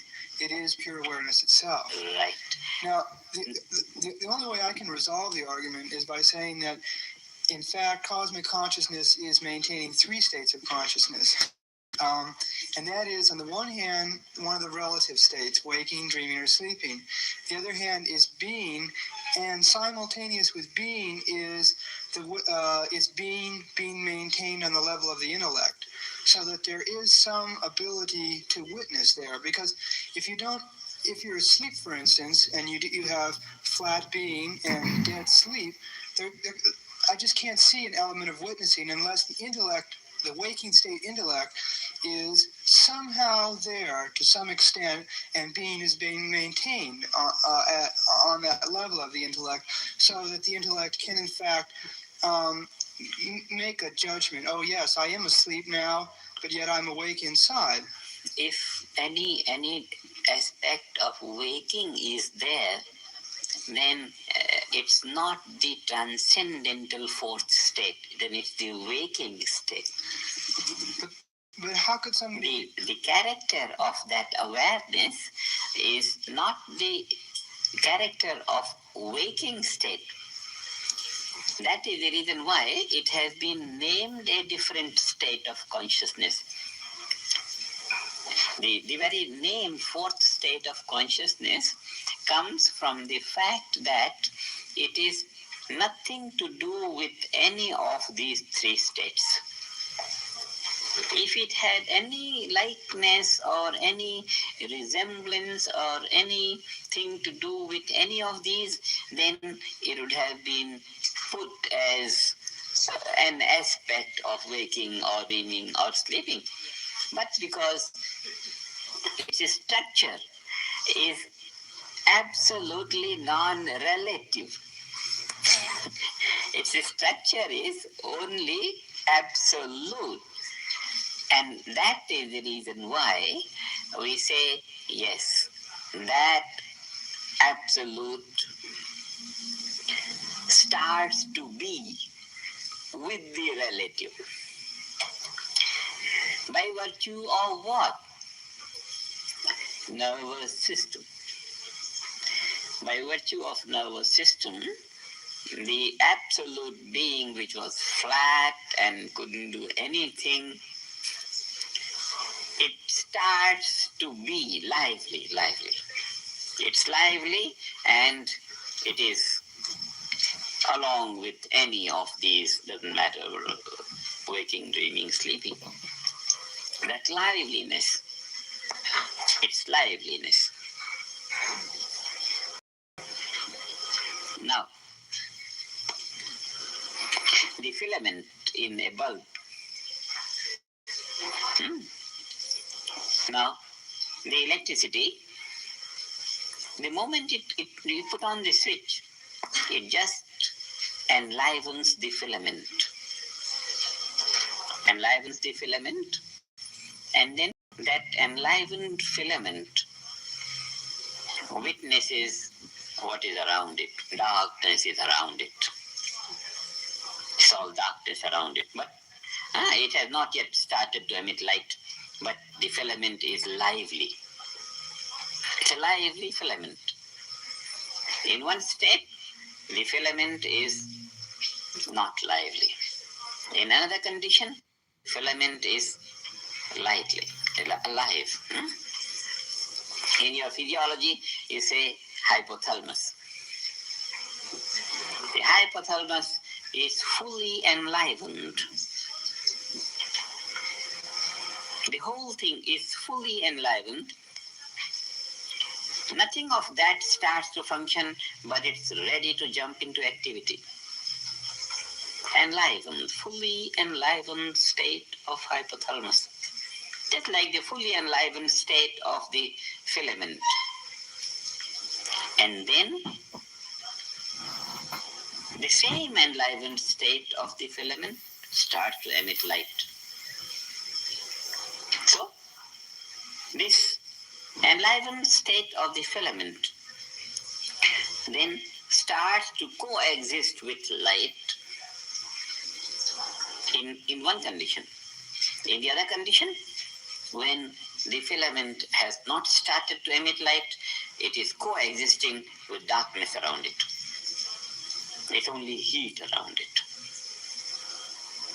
And when it is not enlivened, then it stands all by itself, neither heat nor light. It's all silence around it. Like that, fully enlivened state of the nervous system, of the brain, when one has gained this state corresponds to transcendental consciousness. The structure of that state of consciousness is completely unlike waking, dreaming, sleeping. No resemblance, nothing. That is why it is called fourth state of consciousness. Now, this fourth state of consciousness is the fourth state of consciousness. It is neither waking, nor dreaming, nor sleeping. These three are here, one is here. It has its own structure. Now, because it has its own structure, this we see in the beginning days of meditation, you transcend. And then later on,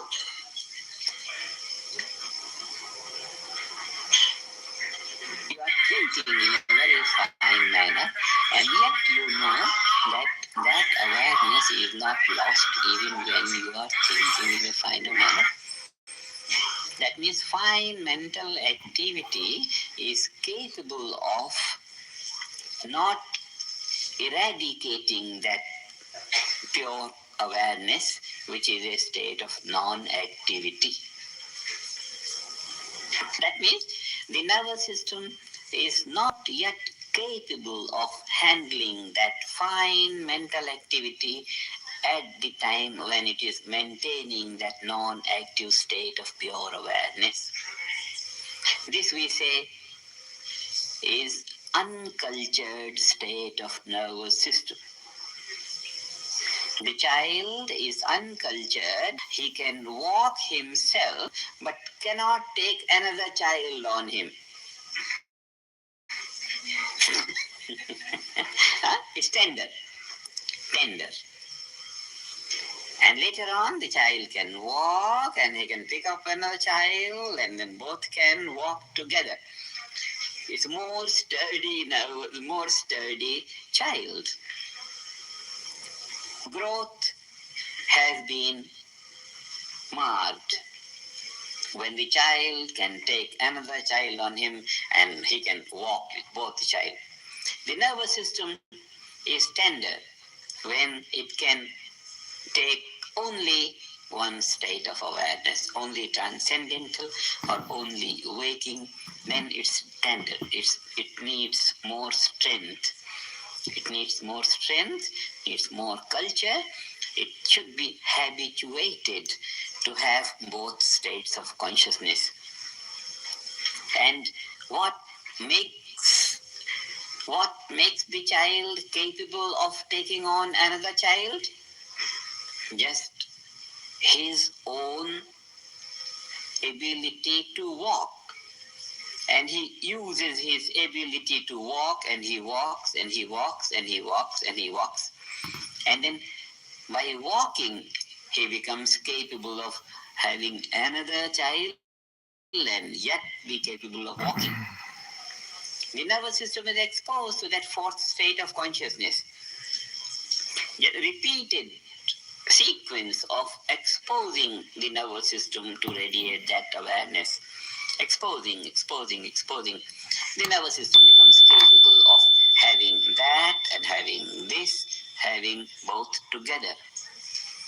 This is the increased ability of the nervous system, that it is capable of handling both.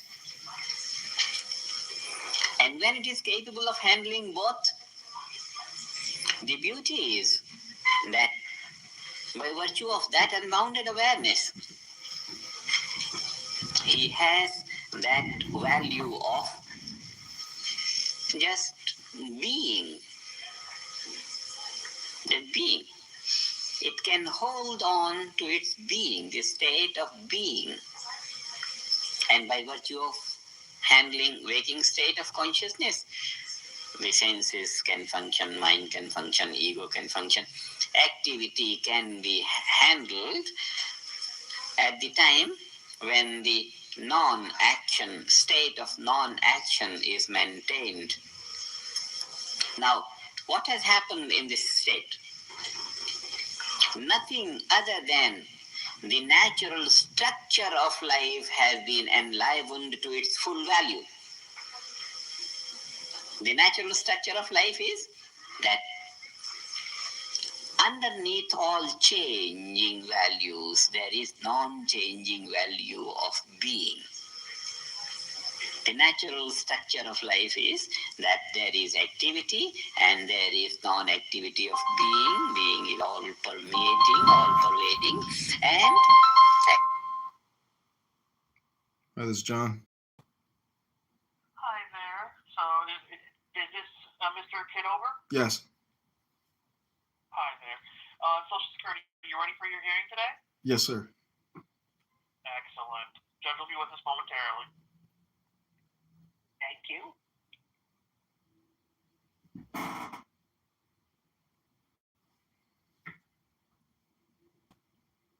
Hello, can you hear me?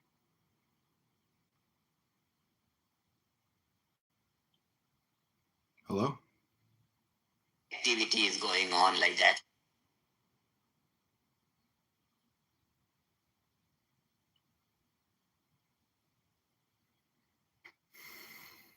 Like that. This is the natural state of nervous system. When there were blocks and stresses in the nervous system, then the nervous system was only capable